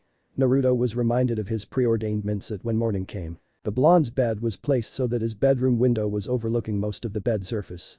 As a result Naruto had no way of shielding himself when the rays of the sun decided to crash down on the hidden ninja village.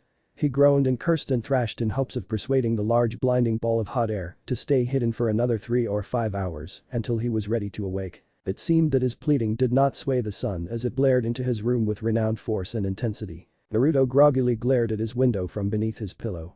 You win this round, he blearily stated through chapped lips, but the next one is mine. The boy knew that it was an empty threat, but the sun didn't need to know that. With a disgruntled sigh, Naruto sat up in bed, his legs crossed underneath him. He ran his hand over his face, wiping away sleepers from the corners of his eyes and excess drool from the corner of his mouth. Groaning at his senses as they began to flare into existence, noticing the texture of the bed sheets and smelling the clear morning air, Naruto stretched his arms high above his head and moaned in satisfaction as his bones popped out of and into place. Ah, now that's the stuff, he moaned with a smile. When he finished stretching Naruto hopped out of bed, pulled off his bucktooth sleeping cap and headed towards the bathroom. With a small smile he commenced in his morning rituals and soon left a steam-filled bathroom with an even larger smile on his face. As he walked from his small bathroom and into his small kitchen his smile flinched, turned into a frown, morphed into smile, and finally fell into a straight line. Thoughts about what happened the night prior began to reignite his thought process. He knew that he had in fact summoned a spider last night, even in his morning stupor he could not deny that, but the question was. What do I do now? What was he supposed to do? Was he supposed to scream for joy, stutter in fear, or what? The young blonde honestly didn't know what to do. He was in fact ecstatic about having something that Sasuke did not have, thus having an opportunity to hold something over the arrogant and antisocial Uchiha, but other deterrents made him think. As his mind and face trickled through thoughts and emotions, Naruto had retrieved a carton of milk from his refrigerator and a box of cereal from one of his cupboards. Before he knew it he was seated at his table with a bowl of cereal before him and a spoon in hand.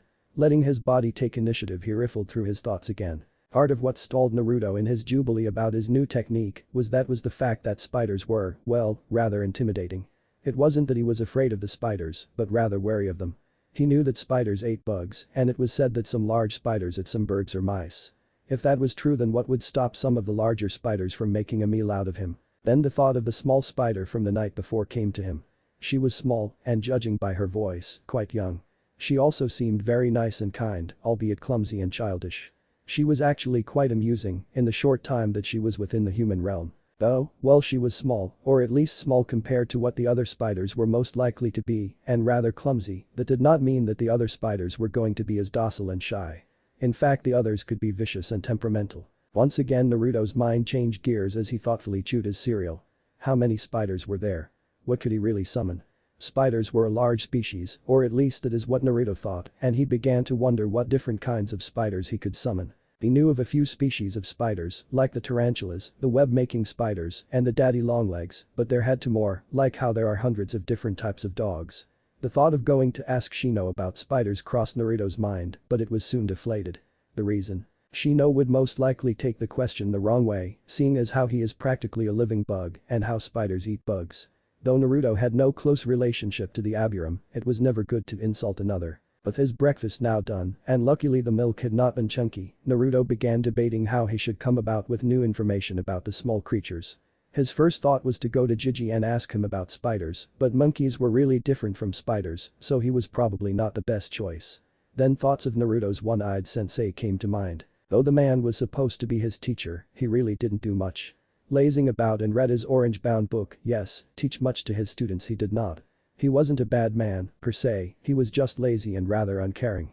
These thoughts solidified Naruto's decision not to ask his sensei. Plus Naruto feared that if he did show his sensei his new technique that the one-eyed wonder would most likely restrict him from using it or use some excuse to force Naruto to give the technique to Sasuke. Like he would allow that. With the two other men chopped, the only other man that could shed some light on the subject of spiders would be his favorite friend. Iruka. Iruka was a teacher and thus knew tons of things. He would certainly know something about spiders. Grinning, Naruto quickly deposited his cereal bowl and spoon into the kitchen sink and placed the milk carton back into the fridge. Forgoing his forehead protector and his other ninja tools, Naruto ran to his front door for his shoes. He had decided against his normal ninja attire and instead wore a short-sleeved black shirt with a pair of orange pants. It was his normal civilian clothing, and since he was on a 3-day vacation, Naruto decided that doing close to nothing was probably a good thing. He quickly opened his front door and bolted out, taking time to say goodbye to his apartment and promising that he would be back soon and locking the door.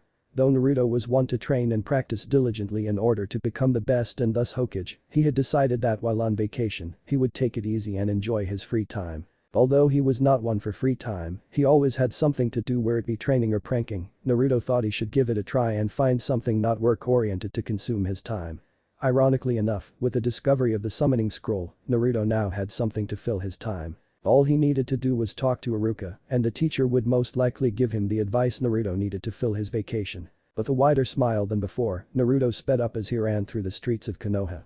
His destination? The Ninja Academy. And that is how the Limestone Congruency Bill helped not only our own nation, but soon as well, finished Iruka with a satisfied grin. The man just loved to teach. He loved learning and thus spreading his newfound knowledge to generations that could benefit from the information more than he could. The thing was, Iruka was not that prominent on the battlefield like other shinobi in Konoha's inventory. While he was efficient in most of the shinobi art, illusions, ninjutsu, and taijutsu, he just never had the proverbial stuff to make it to a higher rank. Another thing was that Iruka did not necessarily want to reach that higher rank. He was a ninja and a killing machine, yes, but for some reason Iruka was still able to hold on to his innocence, or at least to a degree that did not make him hunger for battle and power. As a result, Iruka dedicated himself to teaching future generations about the right and wrong in the ninja world. He thought of it as his own little way of controlling the village, not in a hidden plan to take over the village and place himself at the head of it, but rather as a way to ensure the village's moral standing as well as influential standing. He thought that if his students could take just a couple of his lessons to heart, then their village would not only stand for 100 years, but 100 upon another 100 years upon that. Iruka dedicated himself to his village in ways that few did. While others fought on the frontier to ensure the village's safety, Iruka opted to fight on a front that was less dangerous but far more crucial. Iruka looked up from the textbook on elemental country history and couldn't help but sigh in woe at the faces of the children in his class. All faces were either completely vacant of emotion, aka daydreaming, or asleep. It was true that history was one of the most boring subjects, but the least the children could do was pay some sort of attention. If only there was a way to capture their attention so that they would not become so disinterested. As of to answer the teacher's prayers, the windows that surrounded the eastern wall of the classroom exploded inward, showering the lecture area with shards of glass. All the students, most under the age of 10, gasped at the sudden intrusion. Some of the female students even went so far as to squeal in fright and hide under their desks. Iruka was stunned and instantly put on guard, kunai in hand. He quickly moved so that he was between his students and whatever had burst into classroom. Whatever had broken his classroom's window had rushed in, used a tuck and roll on the ground, threw in a cartwheel for effect, and front flipped before landing daintily on his feet, with his arms spread high and above him. The intruder that had startled Iruka and half of his class half to death was none other than Uzumaki Naruto. "Naruto, what hell in God's green earth do you think you are doing?" Iruka asked, nearing the verge of a mental collapse. In response, Naruto held his hand up to the scarred teacher, silencing the man. Once he was sure that Iruka would not interrupt anymore, Naruto turned to the lecture-style seats and bowed to them with the most elegance as he could muster.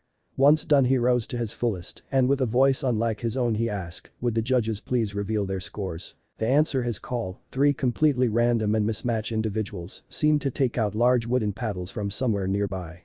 After the 2 boys and 1 girl sent silent messages to one another via nods and wiggling of their eyebrows, one of the boys, the one from the left-hand front corner, held up his paddle and said 7 while flipping his paddle around to reveal a large sparkly 7. Next was the girl in the centermost row in the direct center.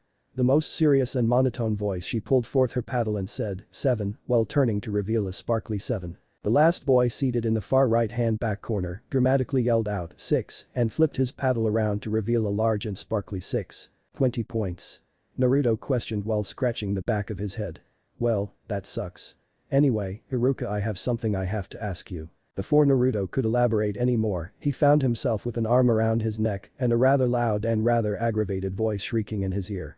It seemed while some of the students enjoyed his display, the teacher did not, hence why the scarred man was currently trying to kill him via affixation. So what did Naruto do? Why, he thrashed and cursed and put on as much as a display as he could possibly muster, that's what. The children of the class chanted words that were lost to both Iruka and Naruto, and some even went so far as to throw wadded up paper, pencils, and other assorted objects into the impromptu wrestling ring. Earl squealed when Iruka was pushed to the ground by a haggard Naruto, and said Blonde soon pinned the middle-aged Chunin to the ground and pulled out a large black marker from somewhere on his person. It was an untold fact among the female students that Iruka was one of the most attractive Chunin in the academy and the shinobi force in general, so seeing their teacher manhandled only seemed to invigorate the young girls' minds, just as the fight helped stir the young boys' blood for battle. With Naruto seated upon Iruka's chest with a thick black marker hovering just over the Chunin's cheek, Naruto proclaimed, "Do you yield?" "If I were you I would, because this marker here, well, it's one of the rare super unwashable markers. It took me a long while to find just this kind of marker, and trust me when I say that it takes quite some time until it comes off." "So?" Iruka goaded from his position on the floor. "Well, if you don't yield you'll be toting a rather interesting mustache," and other creative words. "All over your face." With each word Naruto brought the marker closer and closer to Iruka's unprotected cheek. "I don't think you would want I read itcha plastered on your face for 3 months, now would you?" Naruto taunted quietly, using one of the many secrets that he knew about the scarred man to his advantage. Iruka's eyes widened. Though he was a fan of the orange-bound book, he was not confident like Kakashi to publicly show his love. The only reason why Kakashi was rendered into pile of broken flesh by the female populace, and indeed they tried every couple of days, was because of his superior shinobi skills. Begratedly, Iruka nodded his head as he cast his eyes to the side. "I yield." Now, well, the fight was not an outright shinobi battle. When it came to roughhousing, Naruto always won out. Even against Iruka's higher knowledge and training, the man could never tone himself down just right to have the upper hand against a young teen. Either he would tone himself down too much, like in this instance, or he would tone down too little and overcompensate. With a smile, Naruto got off his former teacher and capped the marker. With an offered hand, Naruto helped the older man to his feet, though the look on the man's face was one of much displeasure. The class had quieted down somewhat when Iruka had yielded. The boys were still murmuring about how cool it was that their teacher had just been bested, and the girls were gossiping about how Iruka had gone easy on the boy as to not harm him. After dusting himself off and making sure that Naruto had indeed placed the permanent marker back in his pocket, Iruka turned to address his class's interruption. "So what is so important that you had to interrupt class? You know that some people choose this as a time to learn." As a response, Naruto put up his hand for silence and went to address the class. "Okay, if this is a time for learning, what was Iruka teaching just now?" As Naruto and Iruka sat waiting for someone to speak up in Iruka's defense, no one did, not after 2 minutes or waiting or 5. Finally, after some false promises and insinuations made by Iruka to his students so that they would help back up the claim that they were in fact learning skills to benefit their shinobi career, Iruka finally admitted defeat. Anyway, Naruto continued once he had wallowed in his victory, I came because I was wondering if you knew anything about spiders. Iruka shuddered at the word.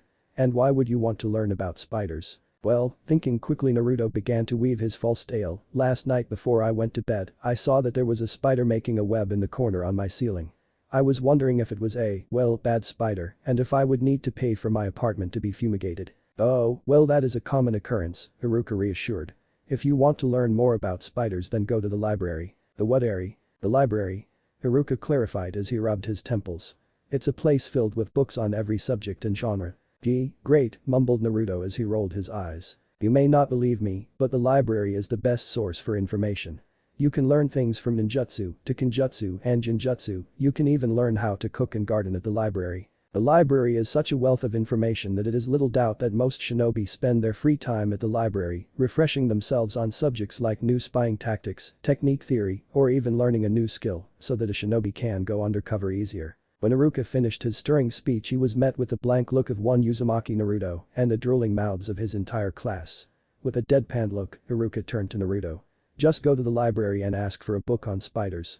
They should help you. Nodding blankly Naruto walked towards the broken windows and was soon gone. Sighing at his former students' actions the older man turned back to his class and saw that it was mostly in disarray. Students gossiping, children sleeping, and an impromptu spitball fight happening in the fourth row. Iruka just shook his head in agony, the things that Naruto could create with just his presence. Finding the library was not as difficult as Naruto had originally thought. In fact it was quite easy. All he did was follow the smart-looking individuals and, presto, instant navigation to the library. When Naruto first saw the building, he realized that it was both extravagant as well as subtle. While the building was large, it was low and only a story tall. There were some statues that sat outside the front doors of the building, silent forms of intelligent individuals, and shinobi hold some sort of tool to achieve knowledge. Though the structure was low to the ground, like a large bunker, it was long and wide, spanning more than 200 yards in all directions. Overall it was a perfect square made of white limestone. Although Naruto was not one to appreciate architecture or such things, he could not help but marvel at the layout of the building. You could easily pass by the building and not know its true purpose, which the boy had done many times, but when you finally stopped and admired its structure, you truly saw its majesty. Slowly he crept towards the building's front door and taking a deep breath entered the large and slightly intimidating structure. Once inside, a blast of chilled air ruffled Naruto's hair. What struck Naruto as breathtaking was not the air conditioning, but the inner layout. Since the building was a 200x 200 yard structure the interior was massive. Also, while the building was only one story tall, the library was built to sink into the ground. In fact, each section of the library, nature, business, fiction, and shinobi, was found on a separate tier of the lower levels. The design was similar to that of a descending roll of paper, the deeper it went the smaller the tier became. Another way of describing it would be the interior of a coiled shell, unwound. The tiers were structured so that a large section of the floor, decreasing in size as the tiers got smaller, was cut out, and thus one could look down from the ground level tier and see all the way down to the final tier, the advanced shinobi technique tier. 1. The topmost tier, the ground level, was dedicated to civilian works. Cooking, home decorating, and most fiction literature. One such reason for this was that civilians would be most likely against traveling in order to find the materials that they would need. The second tier was dedicated to outdoors literature. Biology, botany, and animal documentaries. The third tier was psychology, medical and other medicinal documentation, and the fourth tier began to enter the shinobi arts. Though Naruto was truly enthralled with the building's inner layout, he currently had a mission to contend with.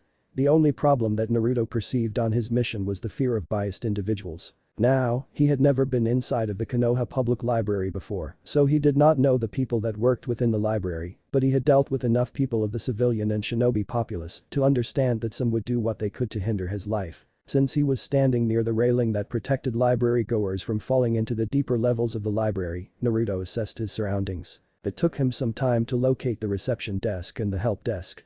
Once he had, Naruto made his way towards it. One thing that Naruto knew about libraries was that it was extremely difficult to locate books and materials.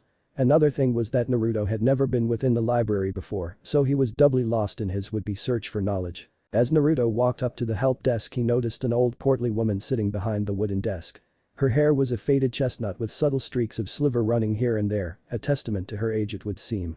She wore small crescent spectacles that had slipped near the end of her nose. The woman's face, which at one point had most likely been sleek and smooth, was crinkled with wrinkles in a way that suggested that the woman was a fan of smiling.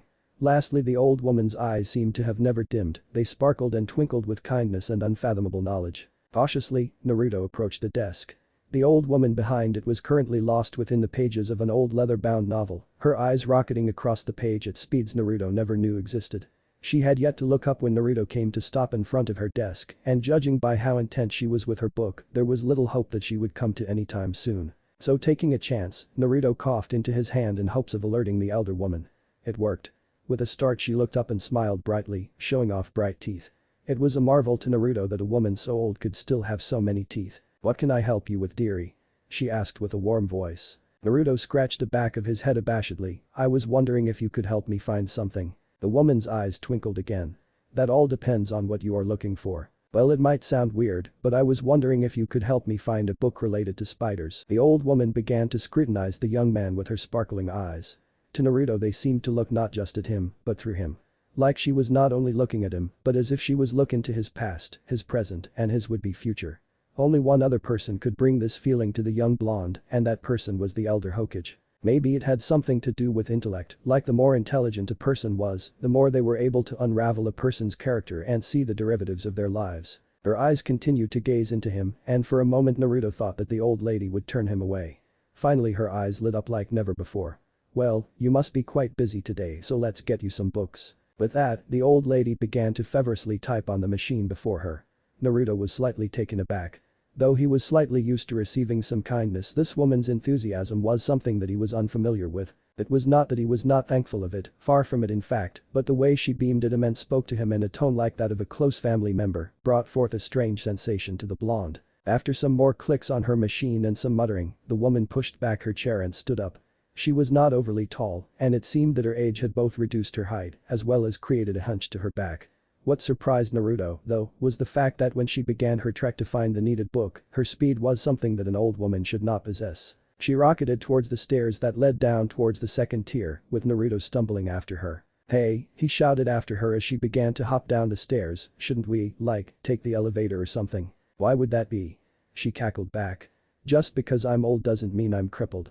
And with that last statement the old woman jumped the last 5 steps and took off towards the right. Naruto just gawked at her resilience and nearly fell flat on his face because of it.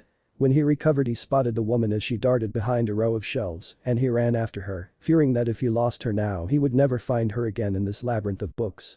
As he entered the section that she had just entered he heard the clacking of her shoes turn the corner yet again. For the next 5 or so minutes Naruto embarked on a wild goose chase. The old woman skirted this way and that as she prowled through the shelves, looking for the book in question. Just as Naruto thought he had lost the old woman, he found her standing in front of a stack of books, muttering to herself. She shifted one book after another for almost 2 minutes until she cackled loudly and pulled out a hardcover from the bottom of the pile. Turning gallantly to the young blonde, the old woman smiled broadly. "I think this will help you, Naruto-kun." She grinned and handed the book to the boy. Spiders of the World by Rod and Ken Preston Mafham was the title of the book that the woman had handed him. Compared to other information literature that Naruto had seen, this book was quite small, maybe a total of 200 pages at most. On the cover was a picture of a beautiful flower, but hidden within the flower was a disguised spider. Its color matched that of the flowers so perfectly that at first glance, it would seem that the spider was not even there. Besides the picture on the cover of the book, Naruto noticed something else. He had noticed the old woman had known his name, even though he had yet to tell her. That disturbed Naruto. He knew that he was a rather infamous person within the walls of Konoha, and he knew that most everyone knew his name. In fact, Konoha was actually a rather small city, so small in fact that the shinobi in the populace were known by the civilians either by name or by glance. This was because 1/3 of the populace were enrolled as shinobi, while the other 2/3 were merchants or artisans. That, coupled with how the rumor mill was constructed, made knowledge about others, other than clan secrets or village secrets, easy to find. One such common knowledge was the crush that one Hyuga Hinata had on one Uzumaki Naruto. Quite literally everyone in Konoha knew about the young girl's feelings, but the target in question. It was both humorous and shameful. Humorous that Naruto did not know that he had one of the most influential daughters in love with him, and shameful that he in fact did not know. It was almost as plain as the nose on the young blonde's face, but the boy was dense, so some lenience was given to him. So during the walk back to the stairs Naruto unusually quiet. Though the woman had helped him, he still kept his guard up. There had been times in the past when Naruto had let down his guard around an individual, only to be badly hurt afterwards. This woman was no exception. "I have read almost all the books in this library," the old woman started, shaking Naruto from his own inner thoughts. I have learned with the greatest philosophers, I have solved mysteries with the best detectives, I have laughed with wonderful comedians, and I have wept with good couples. I have crossed seas, hiked mountains, and trekked deserts. I have studied animals, plants, humans, and the future. I have read about fish, mammals, birds, and insects. And one thing I have learned about spiders is this. They get a bad rap for just existing. They have 8 eyes, 8 legs, and fed in the most peculiar way. Some tend to eat their mate, while others make communities and live with their mates like a normal human couple, too. Most common humans fear spiders because of these facts, because spiders are so different from themselves. But it is quite the opposite. Spiders do humanity a priceless favor. They capture diseased mosquitoes and flies in their webs. They also eat other nuisances and help keep our homes clean. The woman then looked at Naruto's slightly agape mouth from the corner of her eye. If only people would take the time to learn about their fears and learn that what they fear is something to be liked. Spiders aren't all bad, the dark is only dark if you want it to be, and small places can actually save your life. If only people would overlook their own stupidity and take the time to learn something about something. Oh well. While Naruto was one to look at things at only face value, he was never one to understand the think underneath, but he understood the woman's words. He knew what she was implying. He said nothing, fearing that if he did the woman would find a reason to change her mind. Instead, Naruto smiled kindly at the woman and silently said thank you. They walked in silence as they scaled the stairs back onto the first tier. The woman led him back to her desk, and soon she was seated once again, her book quickly back in place in front of her face. Naruto did not know what to do now. He had the book and that was all he needed, but he knew that he could not just walk out of the building without going through some kind of procedure. Also, seeing that the old woman was now engrossed with her book once again, he feared disturbing her. She had been rather kind to the blonde, an uncommon occurrence to him, and he feared that if he disturbed her, then she would instantly change her opinion of him. That was something that he did not want. As if sensing the boy's inner turmoil, the woman peered over her book and locked onto the boy's eyes. Again Naruto was struck as to just how clear and piercing the woman's eyes were. If he did not know her body structure and had just glimpsed her eyes, he would have honestly thought that this woman was in her early 20s and not her 80s. Without looking away, she snapped her hand out and within it closed fingers was a small card. It was a plain white card with no other decoration save for a barcode and some numbers. "You're going to need this if you want to take that book out of the library," she stated matter-of-factly. At his rather confused look she elaborated, "You have a library account here. Once you become a gen in the village automatically enters you into the library database and you then have access to most of the literature in the library." She handed him the card without saying another word. Just as his 2 fingers gripped the card, the old woman disappeared behind her book once again. He stared from the card to the woman and back to the card again. Though he was not one for books, the thought of having someone like her within the library almost made checking out books and achieving knowledge sound exciting. Smiling at the woman, though she seemed to not see it, Naruto bowed to her. "Thank you, Oba-san." With that one rare show of respect, Naruto ran to the front desk to check out his new book. The woman at the help desk watched him go, a small smile on her face. She had begun to wonder when that boy was going to stop by the library. Sarutobi had instructed her to look after the boy, as well as report what he had checked out once he found the wonders of the library.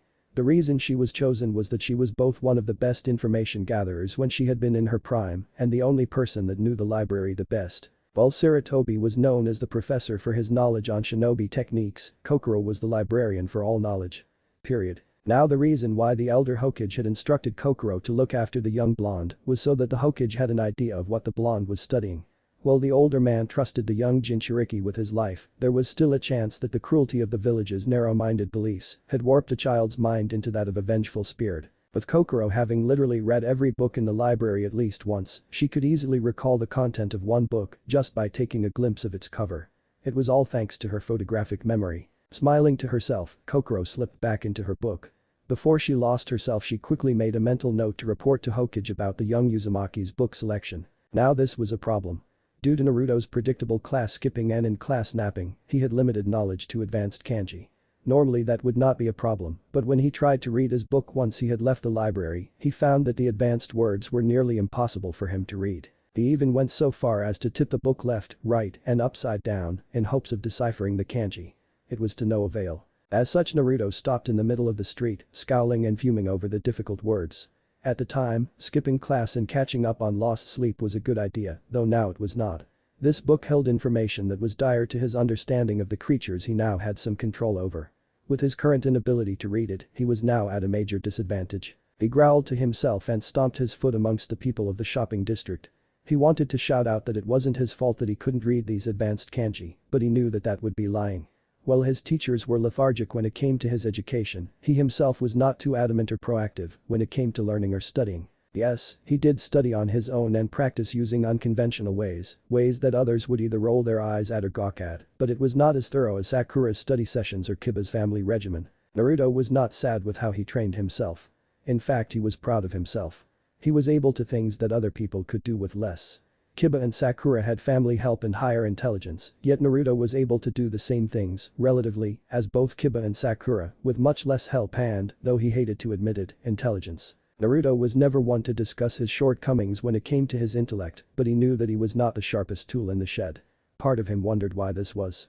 He was just like any other child in his class, so why was it that he could not process information like they could? With a sigh, Naruto placed those thoughts to the back of his head. Whenever he thought of his shortcomings, though he was proud of the person he was, he always felt as if there was some kind of dark cloud hanging over him. Sighing once again, Naruto tucked his new book under his arm and headed towards Ikaraku's ramen bar. He was in need of some tasty and unhealthy food. Also, he wished to talk to Teuchi. The man was one of the few people that Naruto listened to when it came to advice. But that thought in mind, Naruto headed towards his second home. Currently he was meandering through the shopping district of, taking nothing in as he walked. He was used to letting his body to over and just wander as his mind was elsewhere. Heck, that was how he usually got from point A to point B most of the time, just walking and letting his mind formulate some kind of prank, all the while not watching where he was going. It was his thing. Unfortunately, due to Naruto's lack of focus, he bumped into an unsuspecting bystander. With an oof, Naruto landed on his rear, his book falling onto his lap in the process. His eyes darted to the person that he had currently collided with, and his mouth was posed in an angry shout. Though it seemed to be his fault to the collision, he still hated it when he ran into people or when others collided with him. With the intent on cursing out the person that had impeded his journey, Naruto's voice died within his throat. The individual that stood before him was none other than Hyuga Hinata, resident odd and creepy girl of Naruto's academy graduation class. Her eyes were slightly widened in seeing that it was Naruto that she was unknowingly bumped into. She seemed to be dressed for a day out. Pink ankle-wrapped sandals and a blue and pink dress were most unlike her normal wear. The dress had pink sleeves that ended at her wrists and remained pink until it came to the top of her chest. From her chest down, it was a light navy blue, and near the lip of the dress had two large pink swirling flowers. In her hands, clutched to her breast, was a small cardboard box with an insignia of a local bakery inscribed on the side. Naruto had never seen Hinata wear such an outfit. Normally she wore her nearly patented coat and navy blue pants. Now she was something that caused him to take a second look. Because of the new colors, Naruto realized that her eyes were not gray or pure white as he had originally speculated, but rather an extremely light purple, shade of purple that he could not name. The next thing that Naruto noticed was that her hair was not black, but it was a deep navy blue, almost the same shade as the navy on her dress. Now Naruto was never one to be tongue-tied, not in the least, but seeing the transformation that was hidden within Hyuga Hinata's coat and gloomy demeanor caused Naruto's tongue to be securely wrapped into a butterfly knot. Before him no longer stood a girl that he once thought was strange and dark and overly creepy. Instead, she was actually quite stunning. Maybe stunning was not the term that Naruto should use, maybe astonishing or astounding or eye-opening or any other type of phrase that would relay the idea of shock when it came to apprising another person's figure and appearance. Needless to say, this breathtaking woman before Naruto made the boy question the beauty of Haruno Sakura. The flabbergasted blonde was not the only one that was mystified by the other sex's appearance. With a black short-sleeved shirt and orange pants, Naruto appeared in a way that Hinata was not used to. The black of his shirt accented his hair in such a way that Hinata had to remind herself to continue to breath. It also did not help that the shirt was a size too small and helped the gun-shy girl to notice his slightly muscled chest. It was not that the blonde was overly muscled, but rather that he did muscle training. The lack of orange was also a highlight to Naruto's choice of dress. Though Hinata did not hate the blonde's normal wear, it was not a lie to say that the bright colors hurt her sensitive eyes to an extent. Overall, the boy's current appearance had the same effect on Hinata as Hinata's appearance had on Naruto. She only wished that he would dress similarly in the future. It was true, almost disturbingly so, that she was a rather large fan of Uzumaki Naruto, so much so that she knew almost every piece of clothing in the blonde's closet just by watching his dressing patterns. 3. She did not mean to follow the blonde near religiously and hide as she watched him train or work. It was just that the way that he acted, regardless of what others thought, and persevered, even against clearly sabotaged situations. Hinata knew that his life was not perfect, and that knowledge both connected her emotionally to the blonde, as well as caused the young woman a sense of self-shame. The reason for such shame was that she had done nothing to help the blonde that she had fallen for. She had the backing of one of the most financially stable and influential families of the whole village, but she could not get over her own insecurity to help the boy. Unlike popular belief, Hinata's home life was not as harsh as it was normally depicted. An intervention of Sarutobi had helped not only in Hinata and the younger generation's treatment, but the clan as a whole, in seeing their unconventionally cruel practices. Unfortunately, the inner unwritten beliefs of the older generation regarding the heir to the clan were still enforced rather harshly. It also did not help that Hinata's demeanor was quite the opposite of most, if not all, the main branch members. With those two variables coupled together, Hinata's kind and loving nature and the clan's ruthless sense of superiority, Hinata was ransacked with ideas of suppression when she only wanted to uplift others, and the lessons on bodily harm only seemed to wound Hinata more than her opponent. Her father, only recently, was starting to warm to her and had lightened up on both her training as well as his verbal treatment of his first daughter. He had been stuck within the ideas of the past, training her into the ground using harsh word and harsher treatments. It was also helped to Hiashi becoming remarried. With a mental growl to herself, Hinata forced herself away from thoughts of that woman.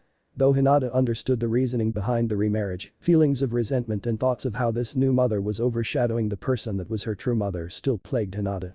Luckily, she was saved from her mind when Naruto's voice touched her. "Oh, hey there Hinata-chan," his voice was bashful, yet Hinata could hear the awe in it. "I didn't see you there. Sorry." Now Hinata was more flabbergasted than she was before. Naruto rarely ever said sorry about anything, not even when he had tart and feather Iruka with chocolate and breakfast cereal. Now he was apologizing for just bumping into her. And it was he that fell over and was injured. It's okay K and Naruto-kun, was her quiet reply. She would have hid behind her fingers as she normally did, but the box of her favorite sweets, cinnamon rolls, had her hands preoccupied. When Naruto heard her stutter he grinned widely and shot to his feet. This sudden motion in turn brought a sudden eep from the young girl's lips. Seeing her surprise and understanding her shy and timid nature, Naruto blushed bashfully and rubbed the back of his head. "I'm sorry, I didn't mean to startle you." Once that was said, an uncomfortable silence engulfed the two teens. One was silent because her crush was acting more kindly to her than he had ever acted before, and the other was quiet because he was unused to interacting with individuals of the opposite sex. Yet the two had one thing in common, they were both looking for something to end the silence. Now the thing was something that the two could easily discuss and relate to. It had to be something that suited the two, something like a question or a statement about something the two held in common. Suddenly Hinata noticed the book that Naruto held in his hand. It was strange to have Naruto clutching a book, and it was even stranger to have Naruto clutch one so adamantly. When she looked closer she saw that it was a hardcover book that was wrapped in the same kind of plastic protective covering as some books found in the public library. Now why would Naruto be within the public library? Maybe the unknown book could be a focus for a new ice-breaking conversation. While Hinata was noticing the book, Naruto was also finding something that could be labeled as conversation-worthy material. The small cardboard box that the young Hyuga was carrying was emitting an intoxicating aroma. Naruto's palate was a rather narrow one. Ramen, milk, ramen, breakfast cereal, ramen, some sweets, when he could afford them, and ramen. The box that Hinata held, though, was enticing Naruto so much that he was tempted to see if she was willing to share with him. Well, maybe not share, that would be rude, but maybe she would at least tell him what was hidden inside the cardboard. No. Like usual, when two individuals finally found something to talk about they began to talk at the same time, thus interrupting each other. The two shared an equally red face as they stared down each other. They were about to try again, and at the same time no less, but Naruto's quick thinking stopped himself from looking any more like a fool. With an afford hand, like how a gentleman would ask a fair maiden for a dance, Naruto singled Hinata to go first. With a grateful and shy smile Hinata summed up her courage. No, is that a library book in your hands? Naruto blinked several times before looking down to his library book. When he looked back at Hinata he smiled sheepishly and scratched the back of his head as he usually did. Yeah. I came along a new technique the other day and I thought that I should get some information on it. The blonde chuckled again, this time in embarrassment, so I went to the library to get this book. The bad thing is I can't really read it. As he finished his voice became small, quiet and ashamed. No, Hinata blushed at Naruto's dilemma. She knew just as well as anyone how Naruto did not like to talk about his lack of education. So to have Naruto actually admit that he was having difficulty reading was something that Naruto did not normally do. No, do you need some help? Naruto's eyebrow shot up into his hairline and his eyes widened with both surprise and giddy anticipation. He was surprised because someone was actually willing to help him who wasn't Iruka or the elder Hokage. He was equally giddy for the same reason. Someone was actually willing to associate with him, someone who was within his own age group. Before the blonde could answer, his stomach groaned in protest. It would appear that lunchtime was at the readier soon. Such was Naruto's stomach, it was so accurate that one could set their watch to it. Once Naruto came over his embarrassed blush, and once Hinata silenced her minute giggle, Naruto purposed an idea. "Hey, why don't we head to Ichiraku's ramen bar?" Hinata quirked an eyebrow, and her pink cheeks reddened that much more at the request. Quickly Naruto elaborated, "At Ichiraku's we could both have lunch, and you could help me with my book." To sweeten the deal Naruto added, "I'll buy." While Hinata was not against paying for her own meal, it just seemed that a good day just exponentially became one of the best days of her life. Since she too was on a mini vacation, she had decided to go on a relaxing shopping trip and maybe purchase some of her favorite cinnamon rolls. Yet lo and behold her crush all but literally fell into her lap and now they were heading out for lunch. Together. It was as if her dreams had been answered. Now they were heading towards Ichiraku's ramen bar in a comfortable silence. As they walked, Hinata began to contemplate how she could contribute to this pseudo-date.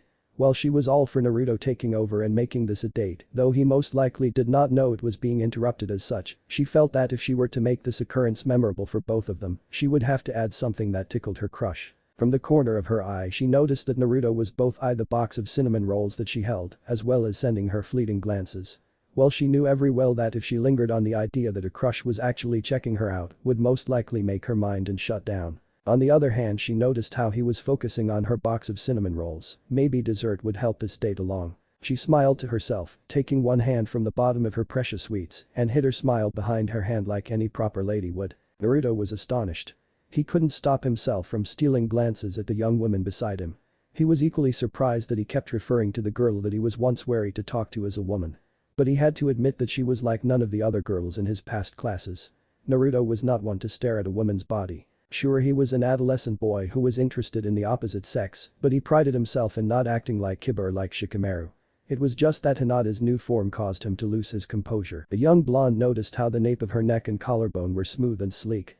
He noticed how her hair framed her face in such a way that nothing could be hidden, that nothing should be hidden. He noticed how her figure was not absurdly proportioned and contained just enough curve and fullness to appear healthy and full of life, not like how Sakura had a rather plump rear yet no upper plumpness. He noticed how the slight dusting of pink on her cheeks actually made her flawless face even more appealing. He averted both his eyes as well as his reddening face. She was by far no Sakura. He wanted to remind himself that he was solely for the young pinkette, but the physical aspect of Hinata and the kind, if only few, memories of Hinata were quickly eclipsing the memories of Sakura. It was true that Naruto was obsessed with Haruno Sakura, she was smart, long-haired, and gorgeous, but he had to admit her cruel nature could wear even the most saintly of men nerves down to nothing. Naruto had to catch himself from actually proposing a rebuttal, a harsh one at that, for the more recent mean things she was saying about him. With each passing day and insult, it was slowly becoming more and more difficult with each low blow. He still couldn't understand how she could say such mean things to him, even though all he did was kind and thoughtful things to the pink-haired girl. Naruto quickly silenced his thoughts. Thinking too much always sent Naruto's mind into a tailspin towards early shutdown. It wasn't his fault, it was just that trying to comprehend all of the alleged variables and outcomes to why or why not something did something always sent Naruto into an early comatose nap. It was either a comatose nap or several hours of blubbering foolhardy speech, both of which usually ended badly for the blonde. So to remedy this, Naruto ceased to think. He allowed his mind to wander much like how he usually did when he trekked from one point to another. The only thing that Naruto could not control was his fleeting glances that he stole towards Hinata. It was not long after Naruto went on autopilot that Hinata and he arrived at Ichiraku's ramen bar. As per usual, the stand was rather empty, only having a total of 40 to 50 customers a day. While this may sound like quite a lot of customers compared to other restaurants that served a wide variety of food and which usually serve about 50 to 100 per rush hour, it was nothing more than pocket change. The only reason why Ichiraku's ramen bar was still in business and thriving was because of their die-hard customers like one Uzumaki Naruto, as well as the cost of their product. Their ramen came in 3 sizes, small, medium, and large, but the peculiar thing about these 3 sizes was the fact that the medium bowl could easily feed a 250-pound man and keep him filled for an entire day. Since the portions were so large, the prices were tuned accordingly. Having few customers and a high-priced item, an item whose ingredients were rather cheap, allowed Ichiraku's ramen bar to prosper and stay above water rather easily. Even though it was near the end of lunch, there were no other customers within the shop. This did not mean that the stand had sold nothing. Ichiraku's ramen bar delivered their product to any customer within the village. That was AM's main job, deliver. While she did help her father with cooking and the maintenance of the stand, AM's official job was to deliver pre-ordered dishes to their purchasers. When Hinata and Naruto entered, they found the stand's proprietor and head cook sitting behind the stand's counter reading the village's local newspaper. It seemed that the noontime rush had not been too strenuous. His face was one of boredom as he leaned on his elbow and scowled into the newspaper. It appeared that something written inside the paper did not agree with him. When the older man heard the overhead curtain flap as Hinata and Naruto entered, he looked up and beamed. Before him stood his number one customer as well as the woman that had one of the largest crushes on him. "Naruto, my boy," Tucci's gravely voice rang out, "I was wondering if you would ever show up." The blonde blushed and scratched the back of his head as he and his companion took their seats at the bar's center counter. "Yeah, well, I had to pick something up at the library, so I was bound to be a little late." Tucci quirked an eyebrow at the information that Naruto had visited the library and quirked the second eyebrow at the company that was shadowing the blonde. The older man was extremely tempted to comment on the two of them, to say something about how they looked like they were on a date, but years of experience and knowledge reminded the older man that if he were to comment on how the two looked would cause Naruto to blatantly deny the fact and thus hurt the girl. So the older man kept his mouth securely shut. "So what can I do you two for?" Naruto smiled and signaled Hinata to go first. She stuttered and blushed at Naruto's chivalrous nature, but managed to order a small miso ramen nonetheless. Naruto quickly ordered 2 large chicken ramen and watched Tucci nod and disappear into the kitchen. An uncomfortable silence consumed the two teens and again they fought to find a conversation starter. Hinata's keen eyes flitted around the small stand in search for something to talk about. While she had enough confidence to now stand within the presence of her crush, her steam to her train was quickly beginning to dwindle. She needed something to refill her boilers so she could hopefully make it through their pseudo-date without making an entire fool of herself. That was when she spotted a fresh pot of coffee between the two of them lay Naruto's library book. When she was finally able to see the cover, she had to stifle a gasp. The cover held a picture rather large and intimidating spider. Spiders were creepy and crawly and just plain scary looking. Like any normal and sane person, she was afraid of them. Now this begged the question as to why Naruto had a book solely on spiders. He had said that the book was to help with a technique that he had learned, but what could it possibly be? "Oh no," her tiny voice quickly got the blonde's attention. "Is there something you need help with in your BB book?" Naruto looked puzzled for a brief second before a smile exploded upon his face. Within seconds he had the book open to its preface and pointed to some kanji. Moments later Hinata began to help Naruto along one baby step at a time. She had to say, the book he had chosen, or had been chosen for him, was full of high-browed scientific terms and knowledge, but at the same time was presented in a way that helped a novice understand it without trouble. While she helped him along, she also learned quite a bit about the things that caused her to squeal in terror. They learned that spiders performed a rather needed service. While Hinata knew that spiders devoured many pests such as mosquitoes and flies, she did not know just how many. She also learned that very few spiders were actually harmful to man. In fact, her fear-based thoughts of how a spider would jump towards and latch onto her face and try to devour her. This book had helped place those thoughts to rest. What Hinata and Naruto also learned were many different genomes of spiders and how each genome had a select characteristic that made that genome special. Before long their food came, but it did not hinder their reading lessons. In fact, it seemed that the food only made their lessons that more fun and that much more enjoyable. Hinata giggled and laughed as Naruto talked with a full mouth. Naruto laughed as Hinata blushed when they reached the procreation chapter. All in all, the decision to partake in lunch while studying had helped both the two teens overcome their slight bout of stage fright. Both Hinata and Naruto had been subconsciously timid towards each other.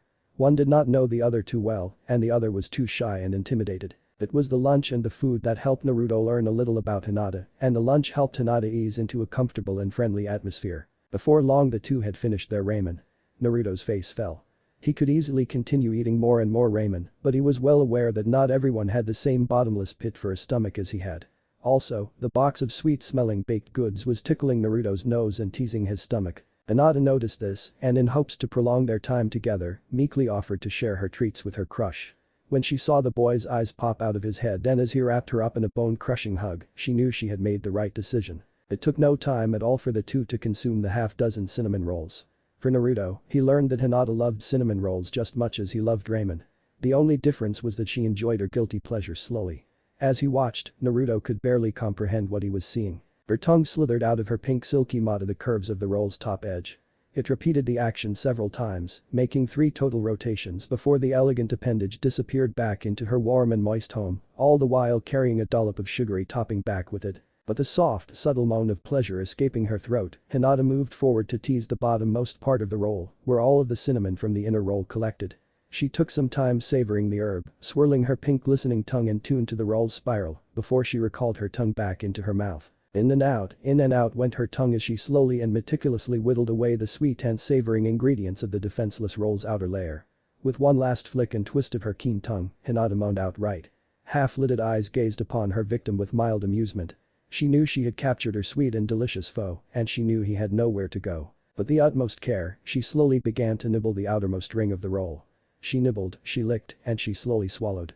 It was not long before the roll was nothing more than white residue glossing her lips and speckling her slim fingers. A smirk graced her frosting-covered lips as the young Hyuga gazed down at her soiled fingers. Her tongue once again darted out from her wet maw and wasted no time as it lapped up the excess frosting from her fingertips. When she finally saw that her fingers were clean of frosting, Hinata wetted her lips with her sleek tongue, taking the white sugar topping from her pink, supple lips and taking down her lustrous and smooth throat. To end her meal, a smile much like something Naruto had never seen before creased the lips of the young maiden, and for a time Naruto saw life in a way that made him question his own existence. Naruto forgot that his jaw was attached to his face and quickly bent down to retrieve it. Never in his life had he seen something so beautiful, naughty, angelic, indescribable, and downright amazing. She had taken eating a favorite food to a level that Naruto did not believe existed. Mentally he bowed to her finesse, her grace, and her outright public display of affection for that one article of edible concoction. He tore his eyes away from her and sent a teary-eyed praise to heaven. He had finally found someone who loved something as much as he did.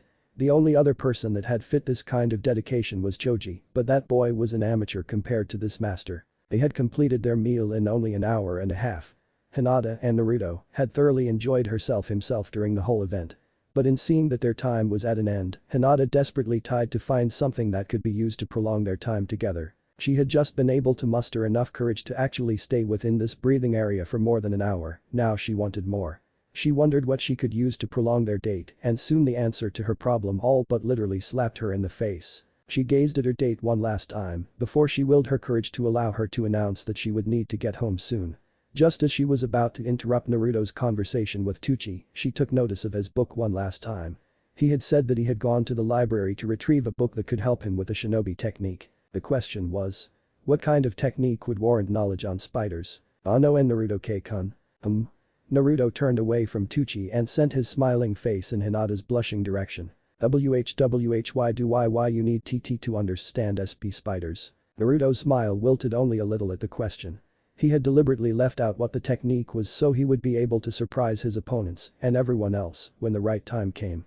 He had even left that information out when he was talking to his brother, but as he gazed at Hinata's questioning eyes and subtle smile, he began to contemplate. Would it be so bad if he let Hinata in on his secret? As the blonde searched his memories for instances that involved Hinata, he could not come up with one instance that made him question her kindness and integrity. Sure, she was quiet, gloomy, and dark, but never had she done anything that hurt others. Heck, everything she did was to help others, especially Naruto. In fact, as Naruto looked into his memories, everything she had ever done towards him had been nice. She had never once laughed at his mess-ups or mistakes unlike the others. On several instances she had even tried to defend him, but it seemed that her meek and shy nature had overshadowed her concern. As he thought about it more, the more he solidified the idea of showing her his new secret. If he did tell her, what would she do? Unfortunately, Naruto did not know Hinata as well as he knew Sakura or Kiba. He did not know Hinata's hopes, fears, or ideals. As such, Naruto did not know how she would take the display of the technique. Maybe she would scream and abandon him once she knew the grotesqueness of his new skill. Maybe she would faint, her common medical condition, and then, once she awoke, she would scream, etc. More and more thoughts and possibilities entered and left his head, and all ended the same. Hinata screaming and never wishing to see him again. But something told Naruto so would do otherwise. Something inside Naruto, deep inside, told Naruto she would accept this small display of insanity and grossness. Do you trust me? Hinata's small smile shrunk until it was just a ghost of itself. She had never heard Naruto like this, his voice so raw and uncovered. He sounded as if he was truly scared about how he was saying. As if he was baring his soul and self to her. When she focused on his eyes she found something she did not normally see. Normally the boy's eyes would hold mirth, mischief, and innocence. Now she saw fear, but not the normal fear. It was the same look that she had seen when she had found Hanabi, her sister, after she had gone missing during a shopping trip. It was the look of abandonment, as if Naruto feared that he would be abandoned by Hinata if things did not go right, or if she was not strong enough. To ease his fear, Hinata placed her hand over his. The act startled him so much that he forgot to tear his hand away. With a smile she gave his hand a slight squeeze and whispered, "IWW would TR trust, UW with my life." Naruto's eyes widened, his smile deepened, and his heart raced. As quick as a flash, Naruto deposited the needed cash upon the stand's countertop, gripped Hinata's hand, and soon dashed out of the shop with a squeaking and stunned Hyuga behind him. Hinata was surprised by her crush's speed. They were all but flying through the village, the sights were nothing more than blurs, and the sounds were reduced to gargled white noise. The blonde wasted no time in leaving the congested and crowded city with his companion in tow. At one point in their journey Naruto had let go of Hinata's petite hand, but just as Hinata began to frown in loss, Naruto recaptured her hand. This time though he interlaced his fingers with hers for a more secure hold. Even as they left the village, and even as Hinata's blush threatened to consume her face, the young Hyuga managed to tighten her own grip on Naruto's hand and fingers. But the blurred and slurred images and sounds of training grounds assaulting Hinata's senses as her crush and she rushed along, she could not help wondering why the urgency, secrecy, and eagerness of Naruto's actions. She knew individuals that held their techniques close to their vests, her sensei Kurenai was one such individual, so part of the young pale Hyuga was not surprised by Naruto's actions. The thing that puzzled her was that Naruto was never one to hide anything about himself, especially when it came to shinobi techniques. When the blonde had created and perfected his dreaded ninja centerfold, he had instantly shown it off in class. So, to have Naruto conceal a technique was an uncommon ideal. She had even heard rumors about how Naruto flashed about his newest technique, Shadow Doppelgangers, to make corporeal copies of himself to assist in missions and other such work. While Hinata contemplated her infatuation's actions, Naruto was eagerly looking for an isolated location to showcase his new talent. While he trusted Hinata reluctantly, he did not trust other prying eyes. Recently Sasuke had been sending him strange and disturbing looks ever since their team had completed the mission with Tazuna the bridge builder. The Uchiha kept on sending him heated stares during training exercises, like he was trying to strip the Uzumaki of not only his clothes, a thought that brought shivers of disgust and revulsion, but also his skin. It felt like Sasuke was trying to plot something. It was the same look that Naruto had seen children on the streets give a loaf of bread resting on a windowsill. Because of these signals and feelings, Naruto would not doubt that Sasuke would try to spy on him. Also, the Uchiha had increased his need for more techniques and training, going so far as to follow their lackadaisical sensei like a lost puppy and complaining like a pregnant woman. With one finally burst of speed, Naruto came to one of his most frequented solitary training ground. The reason why Naruto used this one training ground and why it was not used by other shinobi was because the training ground was found near one of the more dangerous places in the village. The training ground that Naruto frequented was Training Ground 45, the training ground just across from Training Ground 44, the Forest of Death. Barely anyone came near the training ground because of the close proximity to the death trap, so Naruto took that information and used it to his advantage. It also helped that larger than average trees shadowed the area and the enormous and durable fence, the same fence that divided the monster pit from the rest of the normal world, also came in handy to keep others out. Once the two teens entered the clearing, Hinata both marveled at the scenery and feared the closeness to the most dangerous training ground in the village.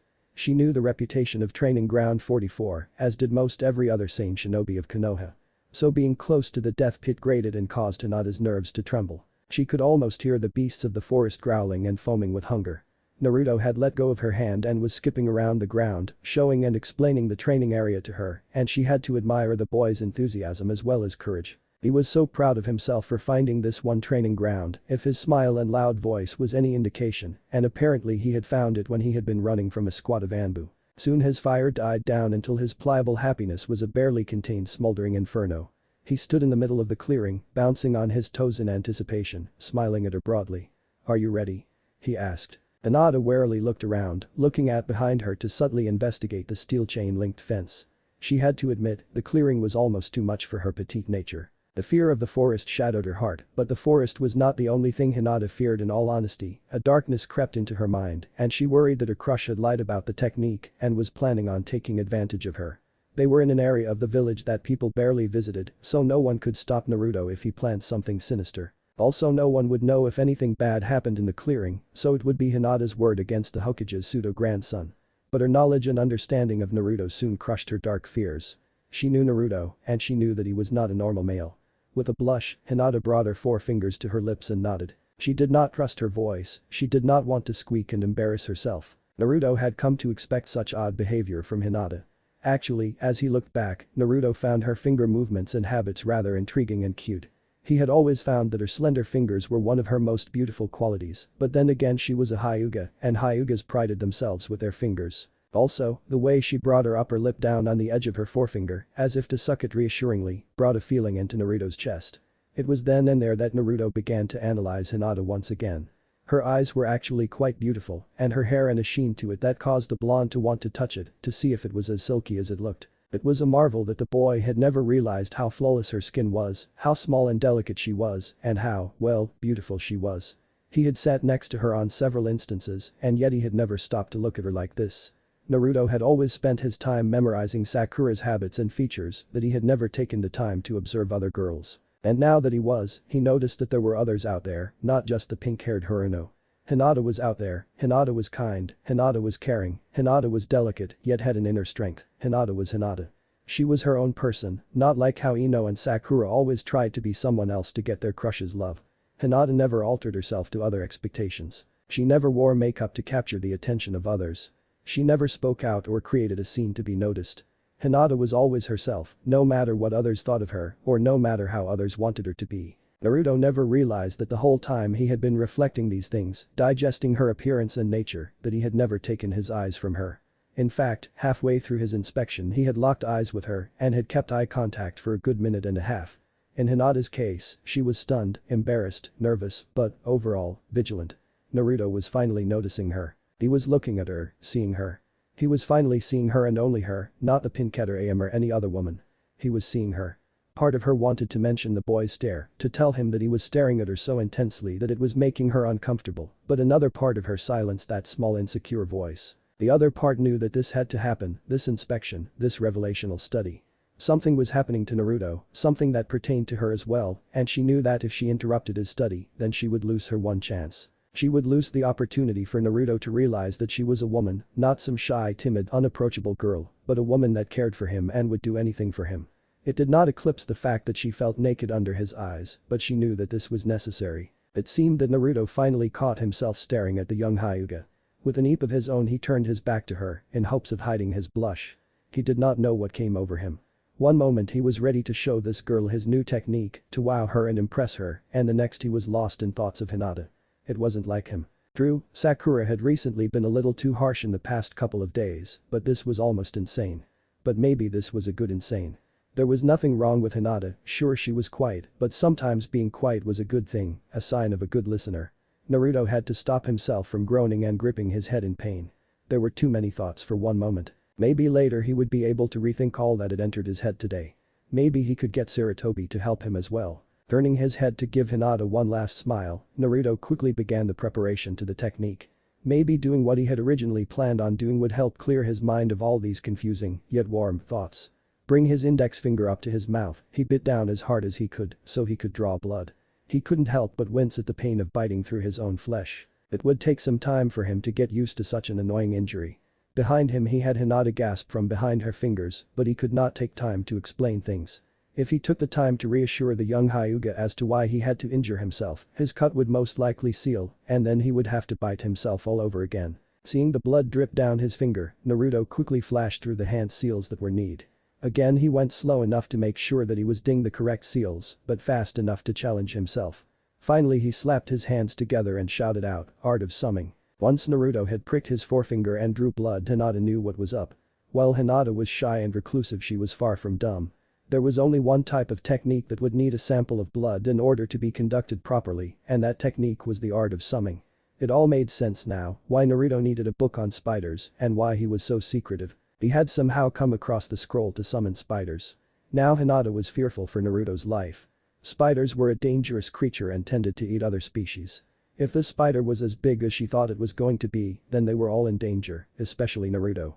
She rushed forward in hopes of protecting her love, but as she got to him he had completed the technique. The plume of smoke obscured not only Naruto, but the clearing and training ground.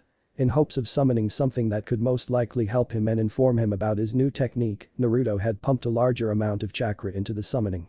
If the plume of smoke was any indication, then summoning a larger spider was guaranteed. Suddenly Hinata collided with the young blonde's back, causing him to stumble slightly. When he looked back at her he saw that she was shaking, and her eyes were wide in horror. It was as he looked at Hinata that he finally realized how dangerous this choice of summon size was.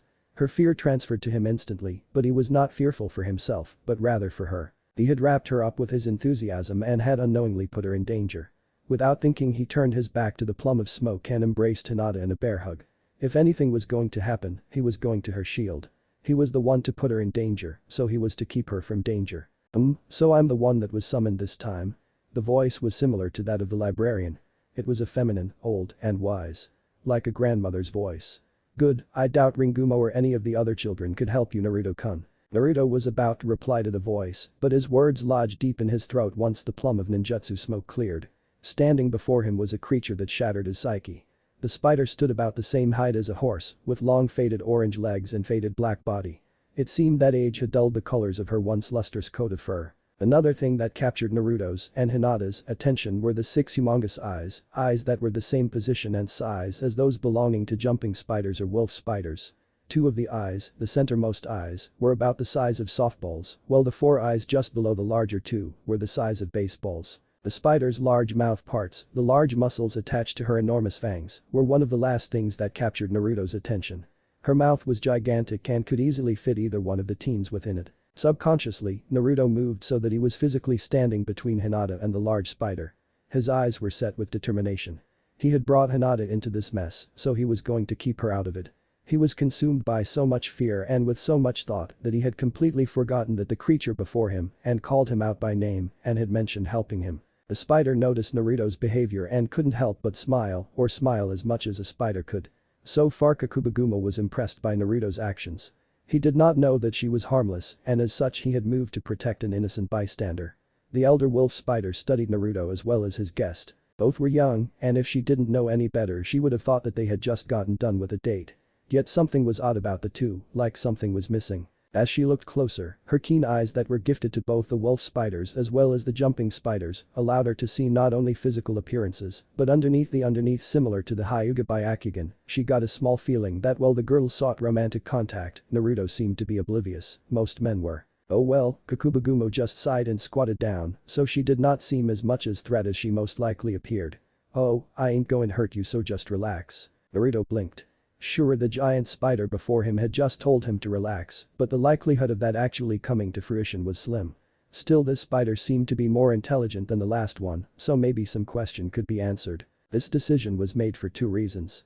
1. Naruto in fact had many questions about his new summoning contract and if he wished to apply it to its fullest potential, then it was probably a good thing to know its ins and outs, and 2. Keeping the spider's attention off the fact that 2 edible humans stood before her could possibly save their lives. Taking a step forward and keeping Hinata's hand firmly grasped in his own behind his back, something that he had not even realized he was doing, Naruto confronted the enormous spider.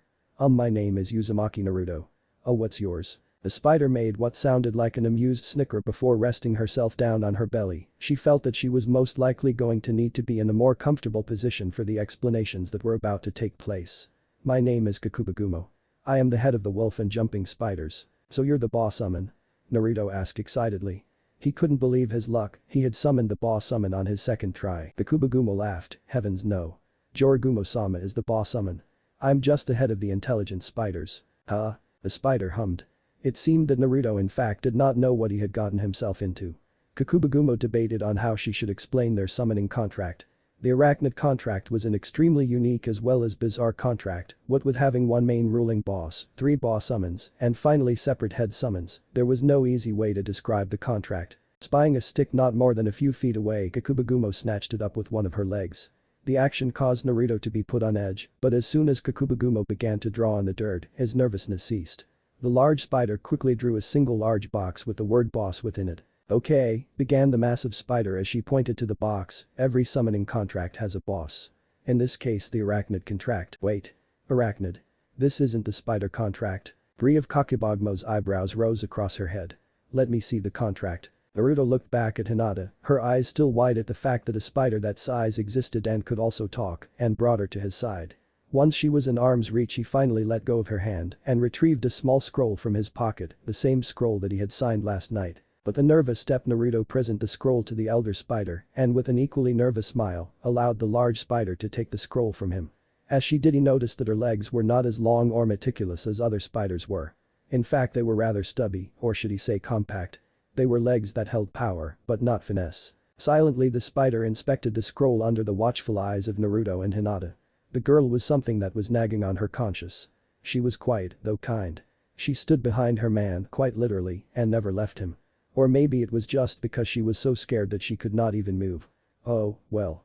She inspected the scroll closely. Most of the exterior was faded, so seeing the words labeling the contract was nearly impossible. Other than that, the scroll was in excellent condition. "Where did you find this contract?" Kakubagumo asked as she examined it more. Naruto scratched the back of his head sheepishly. "Well, kinda found it under my floorboards." Kakubagumo stared at the blonde. The girl besides he boy giggled, her crush sometimes was just too funny or honest. Either way, it was just like Naruto to find a one-of-a-kind scroll hidden underneath his apartment's floorboards. Yeah, Kakubagumo just rolled her eyes at Naruto's honesty. Honestly, did this boy really have that dumb of luck? Anyway, the contract you have signed and now possess is actually the Arachnid contract. I will get to what that means later. As for now, let's get back to what we were discussing previously, shall we? Began. Kakubagumo tapped the box labeled boss. Just like how the snake summons and the toad summons have a boss or head summon, the Arachnid contract also has one boss now. The purpose of the boss summon is to keep order over all the other summons. Like the name pertains, he or she is the boss of everyone else who is tied to the contract, most likely by display of power or skill. The boss enforces the rules of the society, makes all decisions, and has the final say in all conflicts within the society of the contract. Are you getting all of this, or am I going too fast for you? Asked Kakubagumo as she paused to draw 3 more boxes, connected by lines, in a straight line underneath the first box. Looking up to see that she had not lost the 2, or at least Hinata, the wolf spider continued by pointing to the 3 new boxes she had drawn. But the Arachnid contract is a little different. You see, unlike the other contracts in existence, this contract pertains to all arachnids. The toad contract only pertains to toads, not amphibians, and the snake only pertained to snakes and not all of the reptiles. No, this contract contains all of the arachnid class. Spiders, scorpions, ticks, and daddy longlegs. The daddy longlegs fall into the same category as spiders. Anyway, each race, I guess you could call them, also have a boss summon. In other words, the ticks have a boss summon, the spiders have a boss summon, and the scorpions have a boss summon. Kakubagumo tapped each of the 3 newly drawn boxes with her stick for emphasis. Kurani, the boss summon to the Dani race. Itamasori, the boss summon to the Sasori race. And Jorigumo, the boss summon to the Tsuchigumo race. Yes, it is true that Jorigumo is the boss summon of the whole Arachnid contract, but she is also the head of the spider portion of the contract. As she spoke, Kakubagumo wrote in the 3 names into the 3 boxes. Do you understand? She asked. So, by now Naruto and Hinata were sitting before the large spider, cross-legged, and staring intently at the earth drawings. There is one king, with 3 generals, but the king also counts as one of the generals, right? Hinata and Kakubagumo blinked owlishly at the blonde's analogy. At seeing their dumbfounded look, Naruto quickly tried to defend himself. What? It doesn't work. For a reply he looked sheepishly at Hinata. The girl blinked. Actually it works perfectly, she said. Naruto's eyes lit up, but not for the normal reason. Yay, you spoke without a stutter. I'm so proud of you. To emphasize his point he wrapped Hinata up in a warm bear hug. The poor girl almost passed out due to the boy's closeness, but the thought of being unconscious next to an enormous spider kept her awake. A very good way of thinking about that, Naruto-kun, Kakubagumo praised. Yes, Kurani, Itamasori, and Jorigumo are the 3 generals of the contract, with Jorigumo also being the queen. Now, the old wolf spider drew a line down from Jorigumo's boss box, which was connected to the first box. It doesn't just end at the 3 generals, but goes further, or at least for the spiders it does. Underneath Jorigumo there are, what you could say, 10 commanders, 1 for each of the main spider clans. Crab, venomous, water, jumping wolf, hunting warrior, transformation, weaver, tarantula, large spiders, sun spiders, and daddy longlegs. These 10 subcategories have their own leaders. Also, each of these battalions have their own specialty. The crab spiders specialize in medicinal plants and medicine, the venomous spiders are skilled in poisons and stealth, the water spiders are good in water, the jumping and wolf spiders are some of the most intelligent, the hunting spider are the strongest when it comes to fighting and the most skilled assassinations. The Jorus are able to transform into anything as long as they have a blood sample, the weavers can create clothing and structures that are near indestructible, the tarantulas are the largest of all spiders, as well as the strongest, the sun spiders have unmatchable speeds, and the daddy longlegs they are the tallest and the wisest. Whoa was all Naruto and Hinata could say. Yes, whoa indeed. And the funny thing is that this is only the tip of the iceberg. Naruto's eye gleamed dangerously. Really? There's more to learn. Indefinitely, Kakubagumo replied, nodding her head. The Arachnid contract is a very complex one. The reason being is that spiders have over 30,000 different species, each having their own special quirks. Add in the scorpions and the tick mites, and the contract becomes something that has near limitless possibilities. Naruto's eyes were wide. There was no possible way that he had this kind of luck. First off, here should have been no way that Naruto should have been able to find a summoning contract on his own, yet he did, and add the fact that this contract was one as special as this one.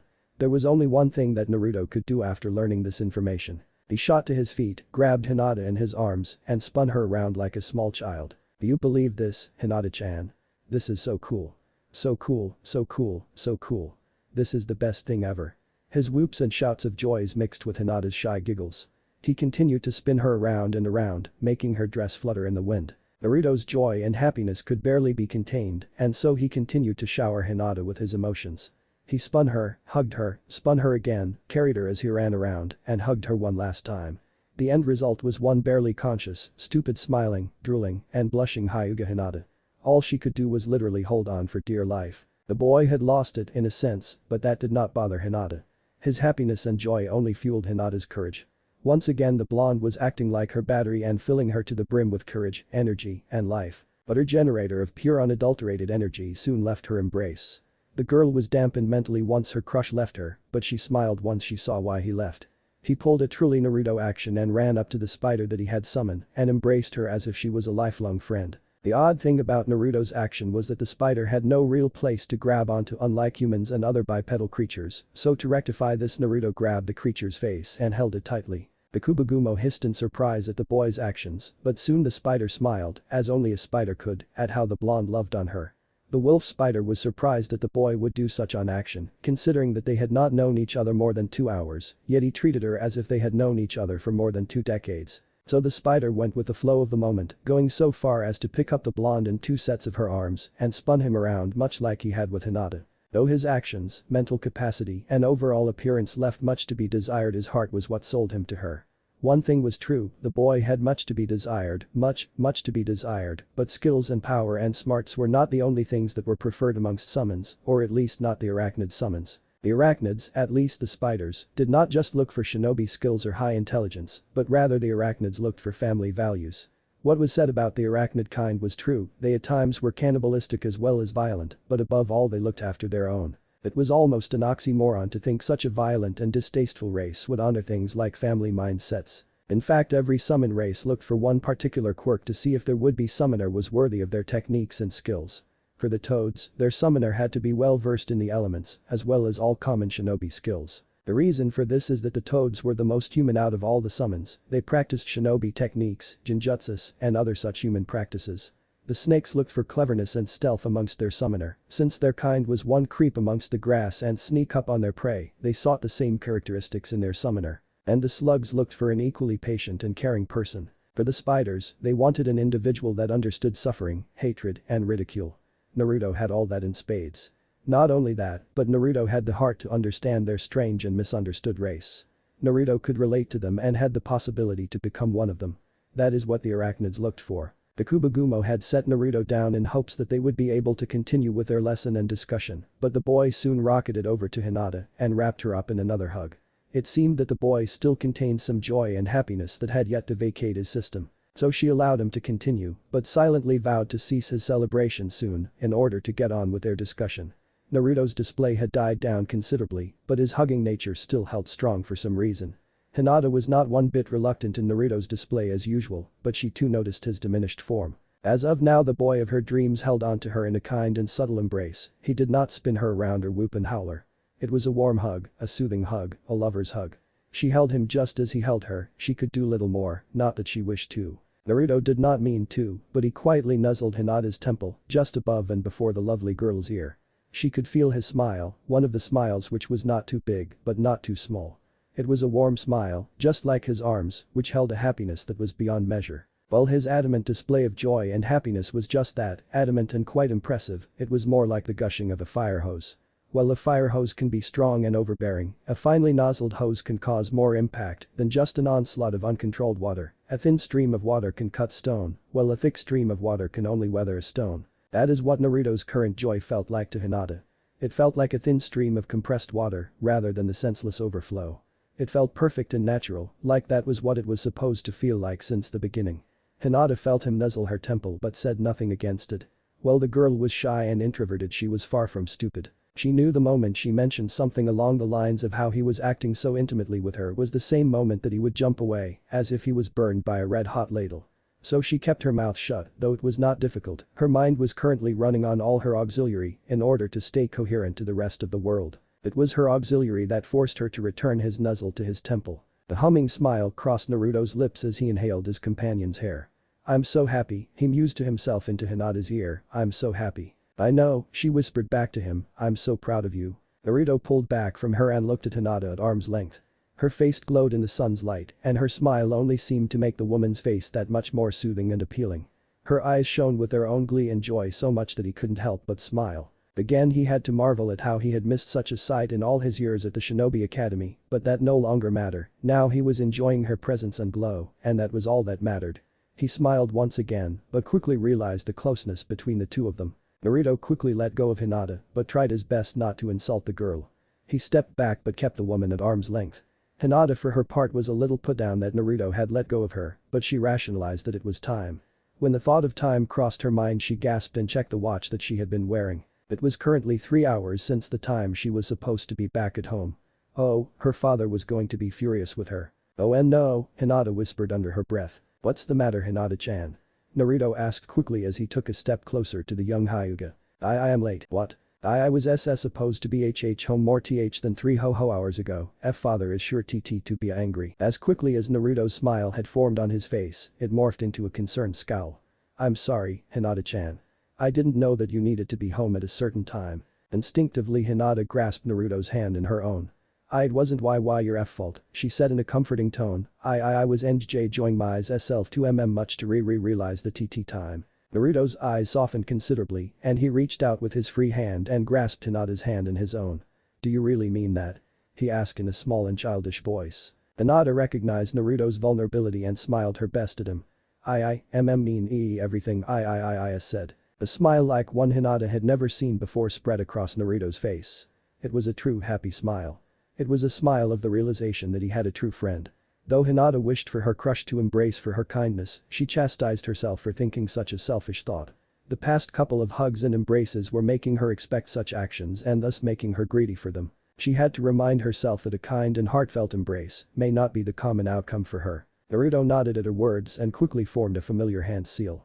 "Art of the Shadow Doppelganger," he spoke firmly. In seconds another Naruto appeared beside the original, clad in the same black shirt and orange pants. Hinata and Kakubagumo marveled at the technique. Not only was a doppelganger created but it was no illusion.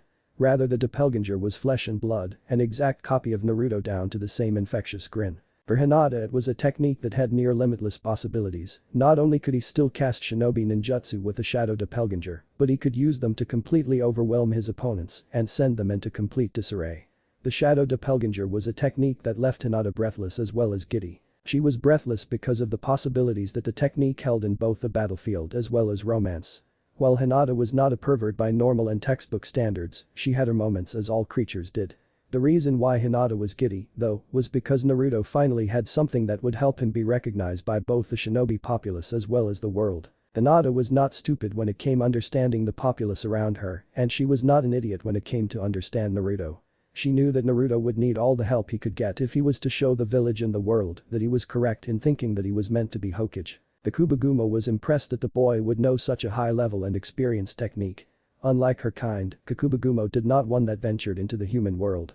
Members of the Joru clan, the transforming spiders, ventured into the human world on regular passes to find the blood needed to perfect and improve their human transformations. The spiders wandered all major villages, either in their spider form or as their human form, and crept about, stealing samples of blood or hair.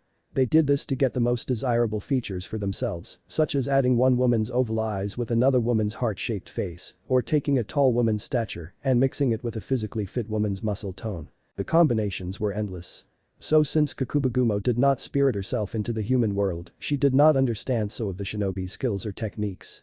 One thing she did understand, though, was that the technique that Naruto had just showcased was one that was not taught to younger individuals. This could only mean that the boy had some talent. Some major talent. Talent that could push him over the top and beyond. Talent that dwarfed that of the so-called geniuses. Interesting. Turning to his newly summoned doppelganger, Naruto gave it a set of instructions. I want you to escort Hinata-chan home. The doppelganger nodded in understanding and made its way over to the waiting Hinata. Once it was standing beside the shy girl, Hinata sent Naruto a thankful smile and began her trek back home, the doppelganger sticking to her like figurative glue. But just before the pale-eyed woman was out of sight, Naruto cupped his hands over his mouth and shouted one last message to his friend. Hinata-chan, would it be okay if I call you to help me with my book later? When Hinata heard that one question, her face resumed its usual tomato red hue. Had Naruto, her one and only love, truly asked her on a second date? He had. He really asked her out again. Naruto never asked her for a second anything, but now he wanted to spend quality time with her and only her. For her answer she could not bring herself to speak, so instead she nodded vigorously, so vigorously in fact that once she stopped the world seemed to spin. Smiling widely at what he had just witnessed, Naruto pumped his fist in the air, happy that his new old friend had agreed to spend more time with him. Rarely anyone wanted to spend time with him, let alone voluntarily, but Hinata wanted to spend more time with him. The same surge of happiness as before pumped into his veins, and he had to resist the urge to rush forward and envelope Hinata in another hug. In fear that she would not be able to bring herself to leave, the young Hyuga sent one last wave, grabbed the hand of her escorting doppelganger, and walked briskly out of the training area. Naruto watched her go, a small smile on his face. In the few hours that he had spent with Hinata, he had had more fun than he had had in his whole academy career. Her kindness, her warmth, her everything had just made this day that much more whatever it was that had happened, Naruto was more than thrilled. The Kubagumo stalked up beside Naruto and watched as Hinata disappeared from view. She seems like a good girl, the old spider commented offhandedly. Naruto did not turn to her, but continued to look off in the direction that Hinata and her escort had gone. Part of him wanted to reply to the spider, yeah she sure is, and much more, but his fumbling mind caused him to stall. Though his feelings, as waning as they were, for Sakura had not changed, new ideals were creeping up when it came to Hinata. She was his friend, a person he was just coming to think of as a person he could talk to without worrying about backlash or ridicule. But there was something different when it came to Hinata. Not only did she have limitless patience, but she seemed to actually care about his well-being and his thoughts on a subject. He noticed that when she was helping him during their lunchtime study. Not once did the girl sigh dejectedly when he missed a word or when he asked a stupid or childish question. Not even Iruka could catch himself when he felt such emotions. No, this girl treated him like he was something special, something important, something that was worth the attention. It was these acts as well as her fleeting glances and warmth that caused most of Naruto's mental congestion. There were times in the past that Naruto noticed how the pale young Hyuga would stare at him during class or out in the playground at lunch, or countless other times. The way her eyes seemed to see him, not his front, not his clown-like disguised. Her eyes seemed to dig into him like some kind of excavation tool. The strange thing was that the digging of her eyes did not feel like an offensive thing. In fact, it felt like someone was taking to find out who he was, not what it was. It left like Hinata wanted to find out who he was. Not even the individuals who had the pleasure of being called his teammates had taken the time to find out who he was, or actually is. Then why was Hinata acting in such a way? Why would she want to know more about him? Yeah, she sure is, and much more, he said it anyway. He was not sure if he should vocalize such thoughts, but they were true. They were what he thought, his honest thoughts. The older spider seemed to know that some kind of inner turmoil was plaguing the child. It was not the bad kind of turmoil, it was the kind of confusion and uncertainty. It was her eyes that allowed such insight into glimpses into his soul. Just like how the Hyuga could see almost all blatant and hidden thoughts and emotions just by looking at a person's face. This woman was sending this boy into something, some kind of revelation or newfound thoughts. Smiling nonetheless, Kakubaguma looked out towards Hinata's departure. She sure is. For the first few minutes the trek back to the Hyuga compound was uneventful and painfully quiet. Hinata was having difficulty processing that there was not only one Naruto over with Kakubaguma, but also with her. While she understood the idea and concept of the technique, it was just mind-blowing to think that the boy standing beside her was the same boy that was discussing things with the gigantic spider summon. It shouldn't be possible, yet there he was standing beside her just like real one would, smiling as the original would, held the same warmth as their hands touched, and laughed the same way. It was mind-boggling. He was Naruto, yet at the same time he was not. Before the young girl's mind could implode, she quickly began to focus on their journey. They were currently taking a roundabout trip to get back to her compound. The Hyuga compound was found near the northwest side of the village, which was directly 1 mile across the main gate of the village. Since the Hyuga clan was one of the most important, talent-wise, group of individuals to Konoha, the Shodai Hokage had decided to have their dwelling be one of the centermost structures in the village.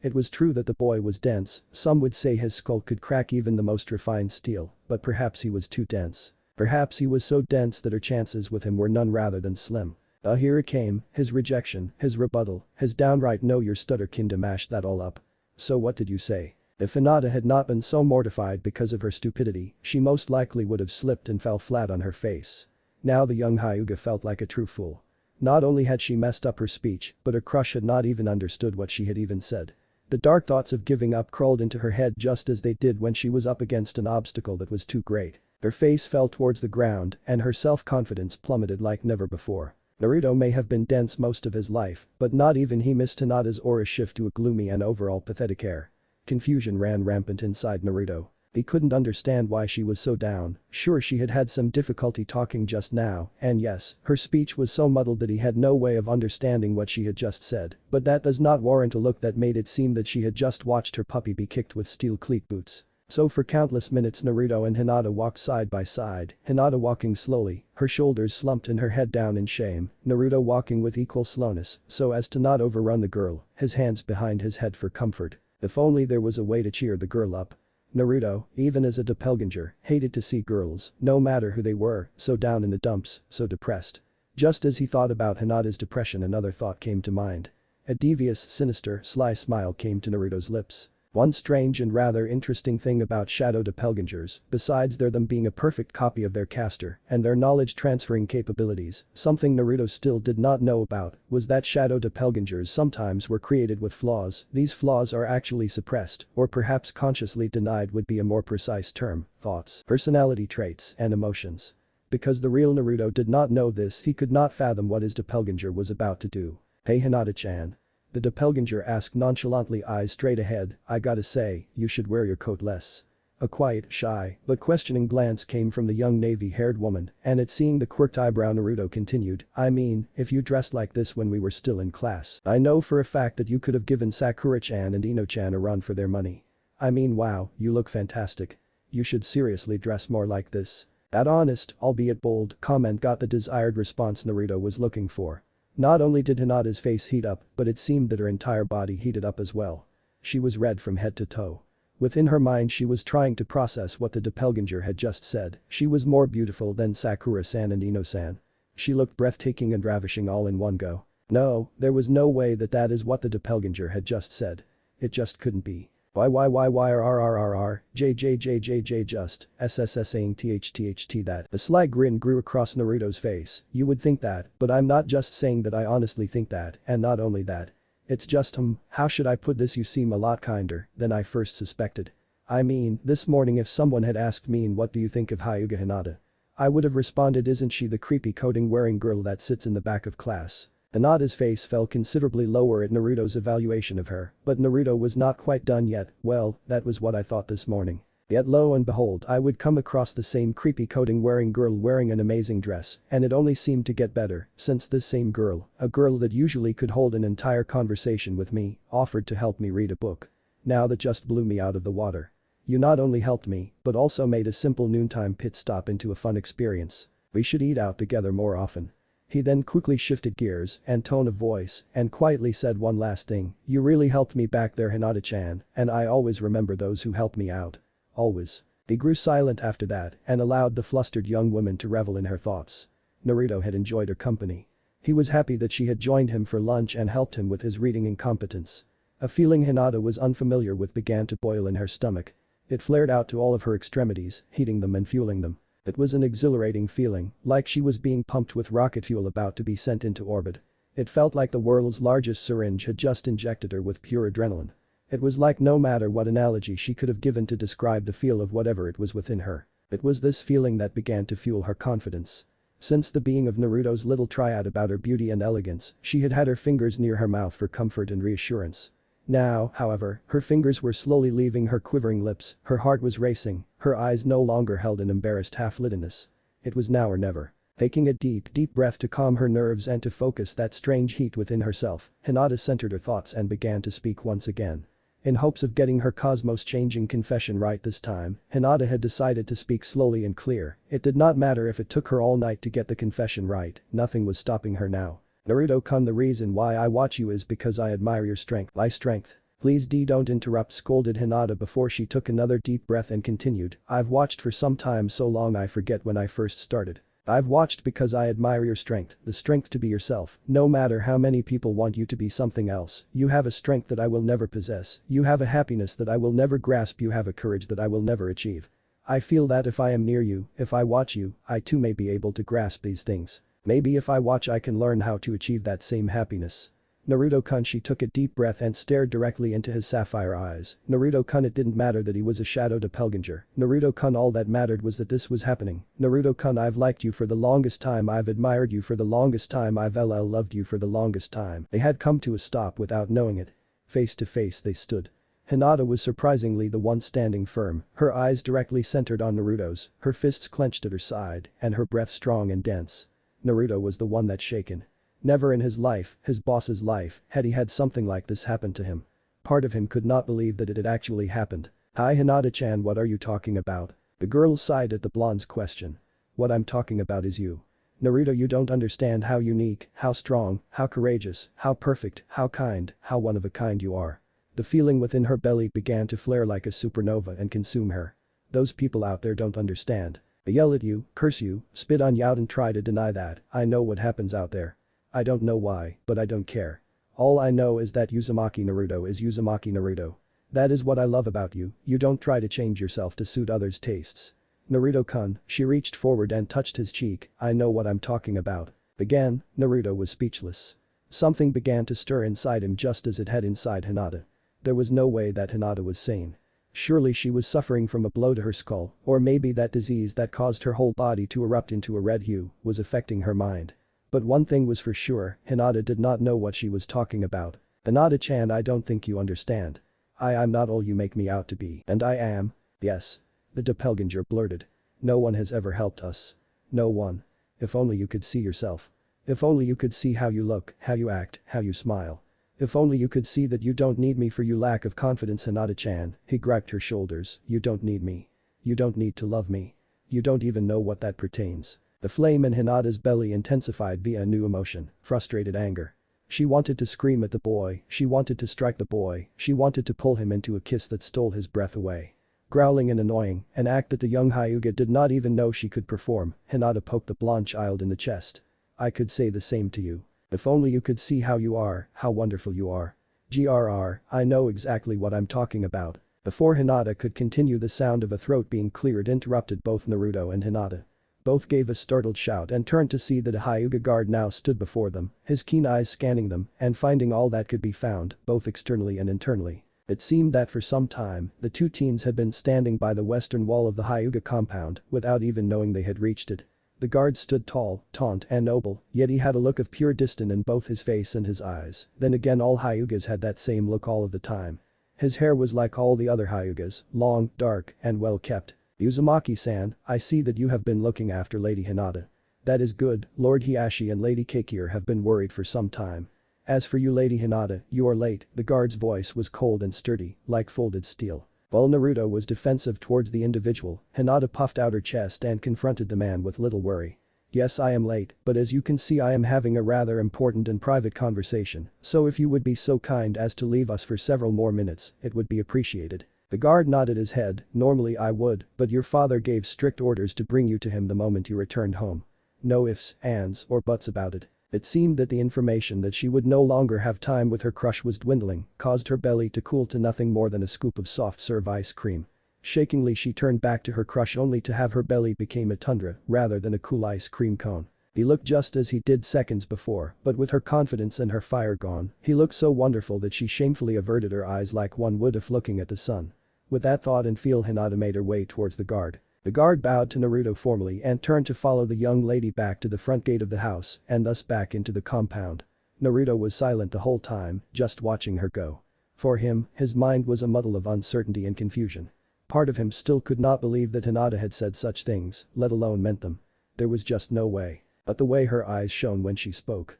It was like she actually knew what she was talking about. Maybe she did know what she was talking about.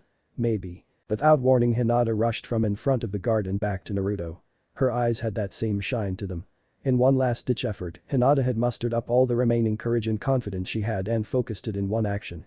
saying goodbye to her Naruto-kun. In the back of the navy-haired girl's mind she knew that this act could very well place her in a week-long coma, but if all went well, it would be worth it. So she rushed him and before he could defend himself she moved to place a chaste kiss on his cheek. At least it was what the plan was. What Hinata did not account for was a well-placed pebble to be in her way. The pebble fell under the young Kunoichi's foot and thus tripped her. Seeing this, Naruto quickly came to her rescue, but in misjudging the force needed, as well as the girl's height and weight, Naruto accomplished something that he had not foreseen. They collided and instead of the intended rescue or the intended chaste cheek kiss, the two ended up kissing one another on the ground in a position that could be thought of as one that was overly intimate. With a miscalculation on Naruto's part he had bowled Hinata over and with Hinata's aim sent asunder by the blonde's actions, her lips were shift 3 inches from their desired destination. So we find Hinata with her back flush against the ground, with one Uzumaki Naruto pinning her to the ground. Both teens' eyes were wide and both teens' hearts thundered in their ears. Both could not process that this act had happened. Both could not believe that both had stolen the other's first kiss. For Naruto his mind was a storm of panic. There he was kissing the village's princess in front of a Hyuga guard no less. Add the fact that his body weight was pinning her to the ground and that all of his motor functions were currently offline. This single misfortune looked as if Naruto was trying to take advantage of the Hyuga heiress. Something stopped him from spring upright and running for his life. The texture of Hinata's lips. They were soft but with a hint of chappedness. The blonde had heard stories about how a woman's lips were irreplaceable, that their softness, taste, and being were things that would never be forgotten or replicated. It was true, but Hinata's lips were far from perfect. They were human, with human flaws and human textures. Her lips were not angel soft as stories said, but they were soft with a hint of roughness. Also they had no real flavor, no sweetness. Another thing that Naruto thought was odd was the fact that the both of them were still kissing. Hinata was having a better time than her blonde was. The kiss was everything she thought it was going to be and much more. Naruto's lips were like silk against her own and held a hint of salt in their taste. It was fantastic. It was like she had dreamed it would be, him pinning her to the ground with his delicious weight as he ravaged her lips with his own, showing her his affection rather than speaking it. It was wonderful. During the kiss she kept her eyes open to help memorize Naruto's delightful expression as well as burn his deep blue eyes into her memory. Never had she been this close to the boy to examine his eyes so well and she was not going to let this single opportunity slip. Her joy only seemed to grow exponentially as the time ticked by. Another cough from the Hyuga guard caused Naruto to disengage his kiss with Hinata. Panting, the two continued to stare at the other, looking not only at the other's flush face of gasping lips but at what the other's eyes held. It is said that more than just color could be held within a person's eyes. Naruto did not fully believe this tale, but after staring deeply into Hinata's eyes, he began to get an inkling about what it meant. The cough sounded again, but neither Naruto nor Hinata paid the man any attention. "Wow," Hinata said quietly. "Wow," Naruto said quietly back to Hinata. "Happy you didn't kiss Sasuke?" the girl teased. Naruto chuckled and rested his head in the crook of the navy-haired girl's neck, exhaustion overtaking him. When Naruto had returned to class for team placement, he had come inches from losing his first kiss to his arch-rival and fellow male. What had happened was an accidental elbow to Naruto's rear when he was literally face to Sasuke trying to upstage and intimidate, almost caused him to lip lock with the Uchiha. Luckily Naruto's quick thinking had helped the boy divert the embarrassing kiss into an embarrassing embrace. He had dived to the felt and had brought his arms up to brace himself, so the outcome was Naruto hugging Sasuke in such a way it looked like they had just gotten done with a heated climax. Yeah, that's an understatement. Uzumaki-san. The guard's hand gripped the back of Naruto's black shirt and hauled him up off of the young lady. "I think you have done quite enough for today. I urge you to leave before either I or Lord Hiashi decide to extricate you from the grounds forcefully." Naruto smiled sheepishly like a caught cat. The guard was easily holding him 2 feet off the ground with little trouble. It was at that moment that Hinata, propped up on her elbows, realized just how lacking Naruto was in the height department. The guard, who was a regular in guarding both the gates of the compound and the compound itself, was of normal adult male height, around 5 feet 10 inches tall. That being said, the older man was easily lifting Naruto up, so his feet dangled 2 feet above ground, whereas a normal child Naruto's age would only be dangling about 1¼ foot off the ground. He the teen chuckled nervously from his jailer's grasp. "Well, I guess I will see you sometime soon, yes?" Hopefully the shy girl said from her position on the ground, a smile on her face nonetheless. "Indeed," snorted the guard, "but this will not go unreported to Lord Hiashi. Just hope that the good lord is in a good mood." "He might be, he is due for one this month." "Month?" Naruto asked. "Yes, once a month the good lord has a good day. His is due sometime soon," offhandedly replied the guard. "But for now, be gone." "Bye Hinata-chan." And with that the doppelganger dispelled itself into a plum of smoke. The two Hyugas stood there gazing in amazement. Seconds ticked by before a saddened, frustrated, and annoyed Sai scream split the air. With all the commotion, Hinata had forgotten that Naruto had not been Naruto, but rather a copy of Naruto. That meant that the real Naruto did not know what had occurred with Hinata and her confession. As for the guard, he gazed on in amazement. So Uzumaki-san knows art of the shadow doppelganger. A smile creased his face shortly after, interesting. Now come Lady Hinata, your father and mother wish for your presence.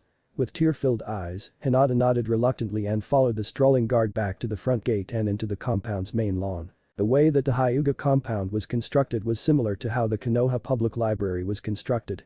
The construct favored right angles, wide spaces, perfect squares and equilateral triangles, and multiple levels. A 10-foot-tall wall encompassed the entirety of the estate within its perfect square perimeter. After that there were about 50 feet of lawn, trees, shrubs, gardens, and other flora between the high wall and the main house. The house was more than 5 stories high, also a perfect cube, and as wide and long as it was high. Each level was dedicated to a certain section of the Hyuga family. The topmost floor was dedicated to the leading members of the household. Hiashi and his family and all other members that were directly related to him or his newly married wife.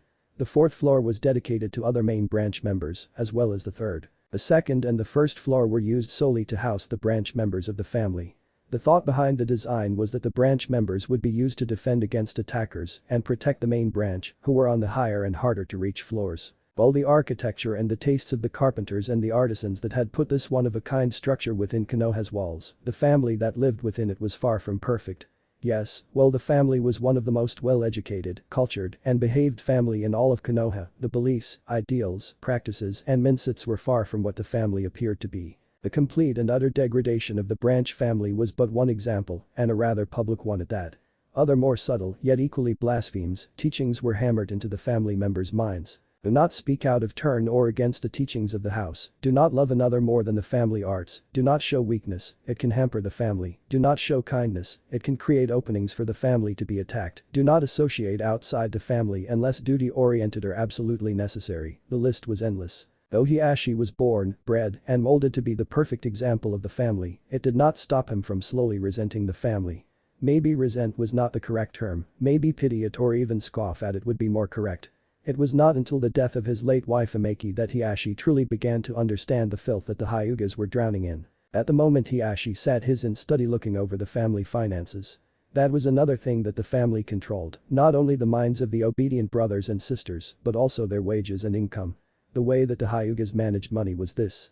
No one had money, or at least vast amounts of it, only the family as a whole had money. Each shinobi of the family, once paid, was required to donate 90% of their earnings to the family account, while keeping only a measly 10% for trinkets and other oddities, such as personal clothes.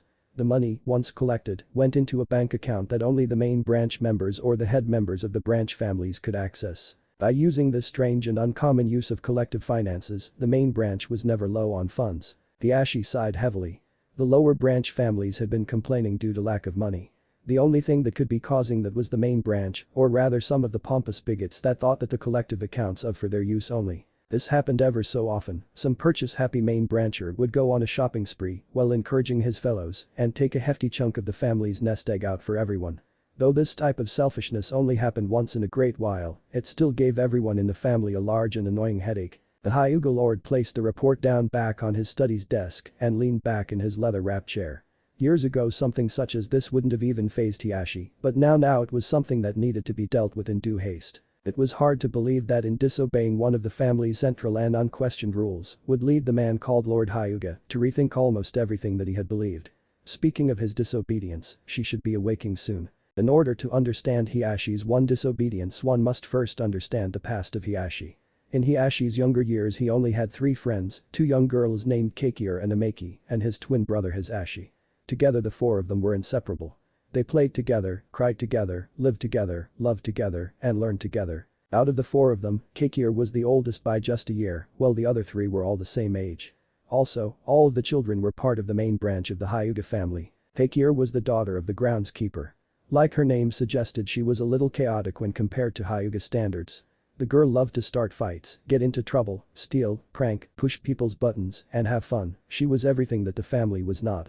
It was these things that drew the younger children to her. Kakir was born in a year that no other Hyuga children were born, so she had no peers. Also the children that were a year older than her thought of her antics as infantile and unflattering, so the older children would have nothing to do with the gardener's daughter. Ameki was the poster child to what a Hyuga individual should be. She was proper, kind, regal, quiet, clean, and soft-spoken.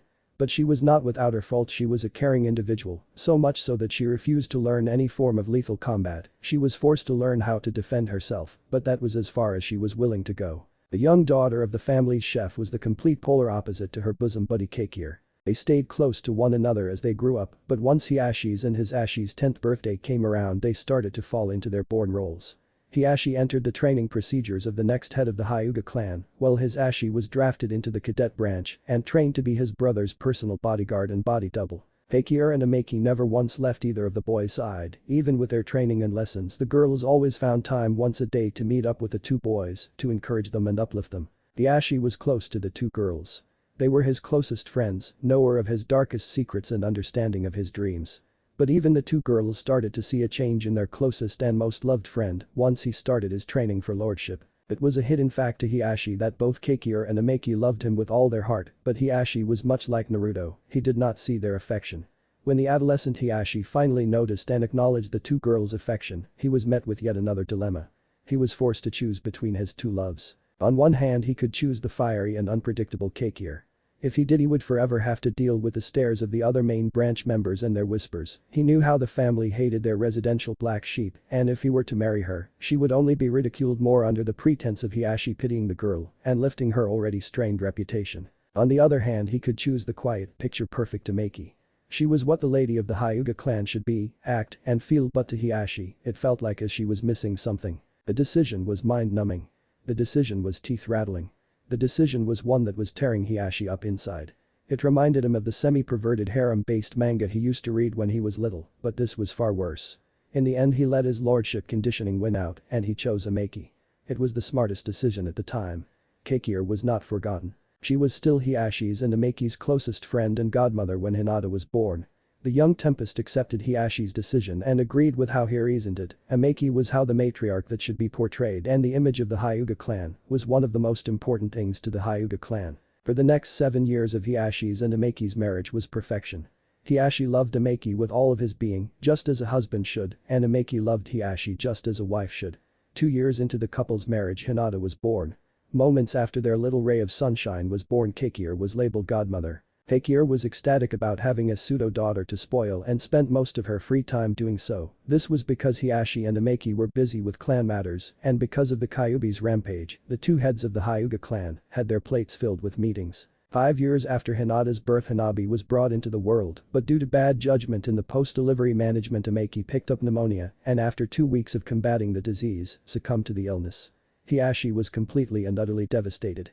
He shut himself in his study for days on end, leaving Hinata and Hanabi to the care of their godmother. The head of the Hyuga was a shadow of himself once he emerged from his study. In his place was the picture-perfect image of a Hyuga clan head, ruthless, stern, unforgiving, and strict. He took it upon himself to mold Hinata into the leader she was meant to be 4 years ahead of schedule. He pounded his daughter into the ground, pushing her past her limit and beyond. He was almost cruel in his teachings and lessons, and Keikir took notice of this. One day after Hinata was once again forced into the family's infirmary, the storm of a woman marched straight to Hiashi's personal study and blew the door right off its hinges. Hinata was as much her daughter as she had been Ameki's, and she would be damned if any more harm came over her. Keikir's plan was to beat some sense into her best friend, even if it meant being executed for insubordination. What she found though, when she broke down the leader of the Hyuga clan's door, was something that she would remember until she died. There sat Hiashi weeping over the picture of his dead wife. Forever and until the earth was reduced to dust, Keikir would remember those red and tear-filled eyes as they regarded her with hollow shock. Without thinking the Hyuga woman rushed her best friend and cradled him in her arms. She had never thought that Hiashi had been so affected by Ameki's death. Sure, she figured that he had mourned for those 5 days that he had been locked up in his study, but never had she witnessed something like this. Never had Hiashi cried as such. As she held him, Hiashi told her the truth. After Ameki's death he had vowed to make Hinata strong. He saw too much of his former wife and his daughter that he feared the same fate would befall her as well. So Hiashi trained her so that she would not fall victim to the same demise as his love. He knew that he was killing his daughter on the inside, but he did not know any other way to combat his fear. The only way he saw to protect his daughter was to rebuild her so that she would not be the kind of woman his loving wife had been. Heikier understood her friend's reasoning but scolded him on his actions. She explained to him that his fear was natural, but his ideals of changing his daughter were not. Hinata was just like her mother, kind, calm, quiet and caring, and there was nothing that the head of the Hyuga clan could do to make Hinata stronger, but there was everything he could do to make her weaker. She explained that his actions were making Hinata weaker than Ameki ever was, and she foretold that if Hiashi continued the effects could very well be permanent. Hiashi grudgingly agreed that Heikier was right. He understood that his training and harshness were destroying his daughter, but all he wanted was for his daughter to be stronger than any other Hyuga, so she did not know the pain that he had known. Even with his spirits lightened, while being dimmed at the same time in shame due to his actions, he was in a weakened state like he had never been before. Heikier knew this, she did not need her Byakugan to see that he was vulnerable and weak. But he needed someone. He needed comfort, even if it was against the primary rules of the family. So throwing caution to the wind, Heikier stole a kiss from her love. During his marriage she had never once stopped loving him. She knew it was wrong in a sense, but she never once stopped loving him. The family saw affairs within marriage, sexual activity outside of marriage, and remarriage as an insurmountable sin. To the Hyugas nothing was worse than sins of the flesh. They were the most deplorable, weakening, and despicable. Hyuga members were meant to stay celibate until their marriage, and if their partner were to die, they were obligated to stay celibate until their death. This rule was in place to make the Hyuga clan pure in the public's eye. They were not like the Uchiha who had scandal after scandal, no, they were pure and perfect, just like their home. Yet with that one kiss Hiashi fell into the most despicable sin to find closure in the death of his wife. He kissed his ex-love, touched her, and became one with her. Both knew that for the most part they were using one another like the filth outside their walls. Heikier was using Hiashi to lose her virginity too after 28 years, and Hiashi was using Heikier in order to remember the warmth that he had lost. They stayed together, joined as only a man and a woman could join, for hours on end. They did not move, they just lay within the other embrace, soaking in the affection of the other and washing away each other's loneliness. Even as they lay there together they knew that what they had done could easily destroy them both, but cared little of that. Just like with Ameki, Hiashi was happy once again, and just like in years past Heikier was happy. They kept their actions a secret for 3 years, but they never stopped their midnight rendezvous. At least once a week the two would meet under the cover of darkness to revel in each other's warmth and flesh, but as their bodies molded to one another their hearts began to tie to the other. Slowly the feelings to their past were catching up with them and they found themselves falling in love once again. There was only one problem, with Ameki's death, Hiashi was meant to be by himself until he died. He was meant to be silent and alone forever. Neither could have that. And the day they met as they normally would, Heikier taking full responsibility as Hinata's and Hanabi's godmother. The two adults ate together, worked together, and lived together as a normal family could. It was not until Hanabi had asked where's mommy when asking where Heikier was that Hiashi knew what had to be done. For the next 3 weeks Hiashi pleaded with the elders of the family to allow him to marry Heikier, but they denied him the pleasure of such an action, going so far as to threaten dethronement and death. At the end Hiashi sat in bed with his lover beside him. They were never meant to be. They were doomed to love each other in their hearts only, never within their words or their flesh. She reached up to comfort him one last time, but he caught her hand. He had been loyal to every aspect of the Hyuga way of life, so why not allow this one quest for solace and closure? Without saying a word he kidnapped his lover and spirited her across town. While he had been debating with the Hyuga elders, Hiashi had been looking for his own way around things. He had found it even if it was infantile. He had decided to go against what the elders had said and went forth and found a priest willing to wed him and his soon-to-be wife, consequences be damned. The priest was on the opposite side of town, a little old man in a religion that had all but faded in the light of the village. Hiashi had contacted him after he found that the priest could form a union between Heikier and himself so strong and binding that the elders of the family could do nothing against it. When he arrived, a squealing and giddy Heikier clutched tightly in his arms, the priest quickly opened his home's doors and ushered them in. They were only in their sleepwear, Hiashi in his white drawstring robe and boxer shorts, and Heikier was wearing her black lace teddy with matching undergarments. The priest paid no mind to their lack of dress, in fact he smiled and joked about how much of a hurry they seemed to be in. The priest was well aware of their situation, he knew about what the elders thought and how they felt about the situation, but he was all for Hiashi's and Heikier's decision. The old priest was a sucker for romance and he vocalized it with pride, that was why he had decided to wed the two. The two were more than happy with the man's compliance. Finally they could be together and Hinata and Hanabi would finally have a mother to rely on. That was another reason why the two adults decided to wed. Hinata and Hanabi needed a mother, both had seen it during their 3-year endeavor. They had seen how Hiashi's treatment had worn Hinata down to very little, and the little girl needed a woman that she could rely on and learn from. There was no one that Hiashi trusted more in his children's care than Heikier. Unfortunately, the two Hyuga forgot that in order to get wedded, they needed at least 2 witnesses to the ceremony. They did not have 2 witnesses. They could not be wed. Hiashi cursed his luck. He had planned out everything, yet somehow he had forgotten one of the most important elements for the wedding to take place. But just as the head of the Hyuga clan was about to give up and cancel their one chance at happiness, the door to the priest's home opened to admit 2 individuals.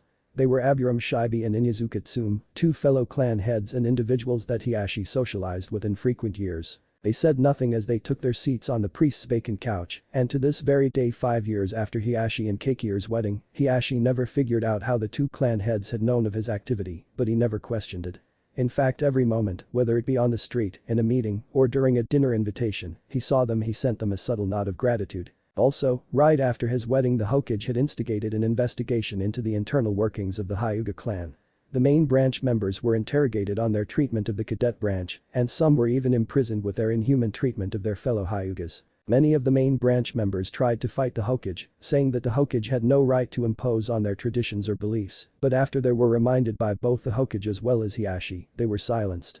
Hiashi himself was having some trouble in breaking out of his habits of treating Hinata. Sarutobi understood and had witnessed that Hiashi was trying to reshape himself when it came to his daughters, so the elder Hokage helped the Hyuga lord along.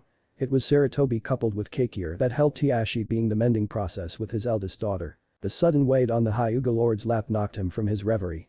Refocusing his eyes to the world and not his memories, Hiashi found his wife seated comfortably on his lap like a large purring cat. She wore a similar risque garment as she had worn on their wedding day. A black lace teddy that accented her bust and her hips. She was a rough beauty, similar to Inyazuka Tsume, with wild, long, unmanageable hair, a devil-may-care smile, a robust figure with round hips, a plump rear, and a generous bust. Not only was her personality the polar opposite of her best friend Ameki. Ameki was a slender figure with her body favoring straightness and, in a sense, flatness. Her hips were not overly wide, her was like a peach, and her bust did not stop men in their tracks.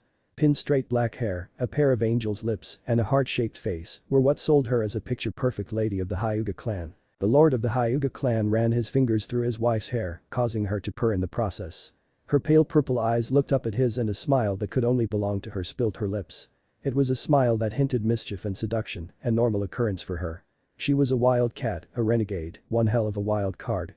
She was as black as a black sheep could get. "What brings you here, Kasama?" 5.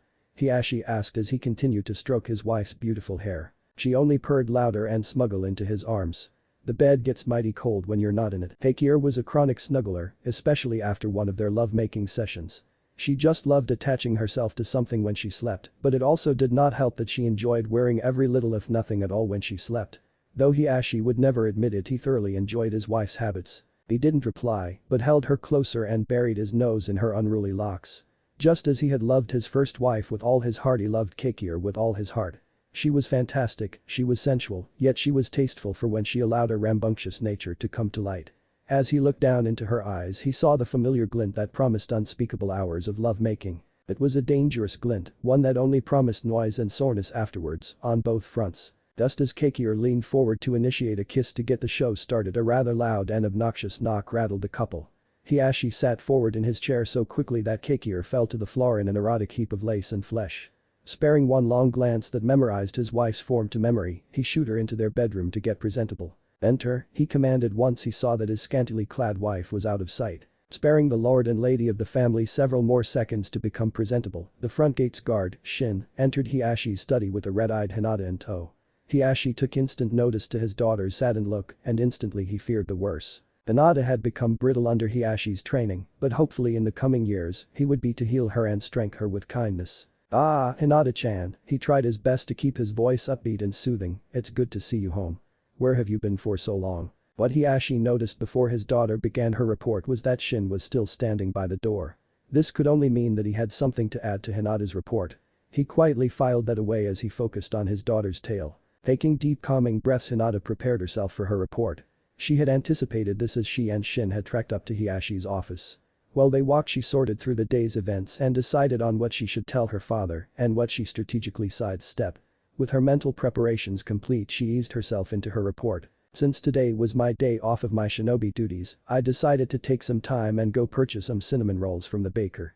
Once I was planning on heading back to the compound to enjoy my cinnamon rolls in the garden when I bumped into Naruto-kun. Naruto-kun?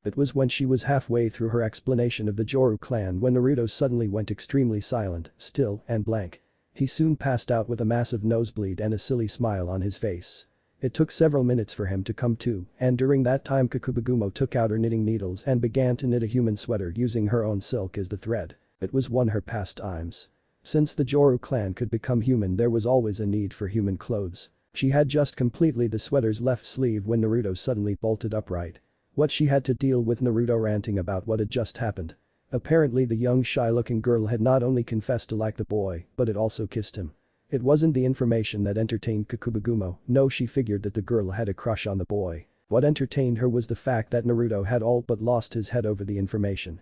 He ran about like a headless chicken, screaming, sweating, and losing his mind all at the same time. It was quite the show. As he continued to rant, Kakubagumo glanced up at the setting sun. Judging by its position, it was just about time.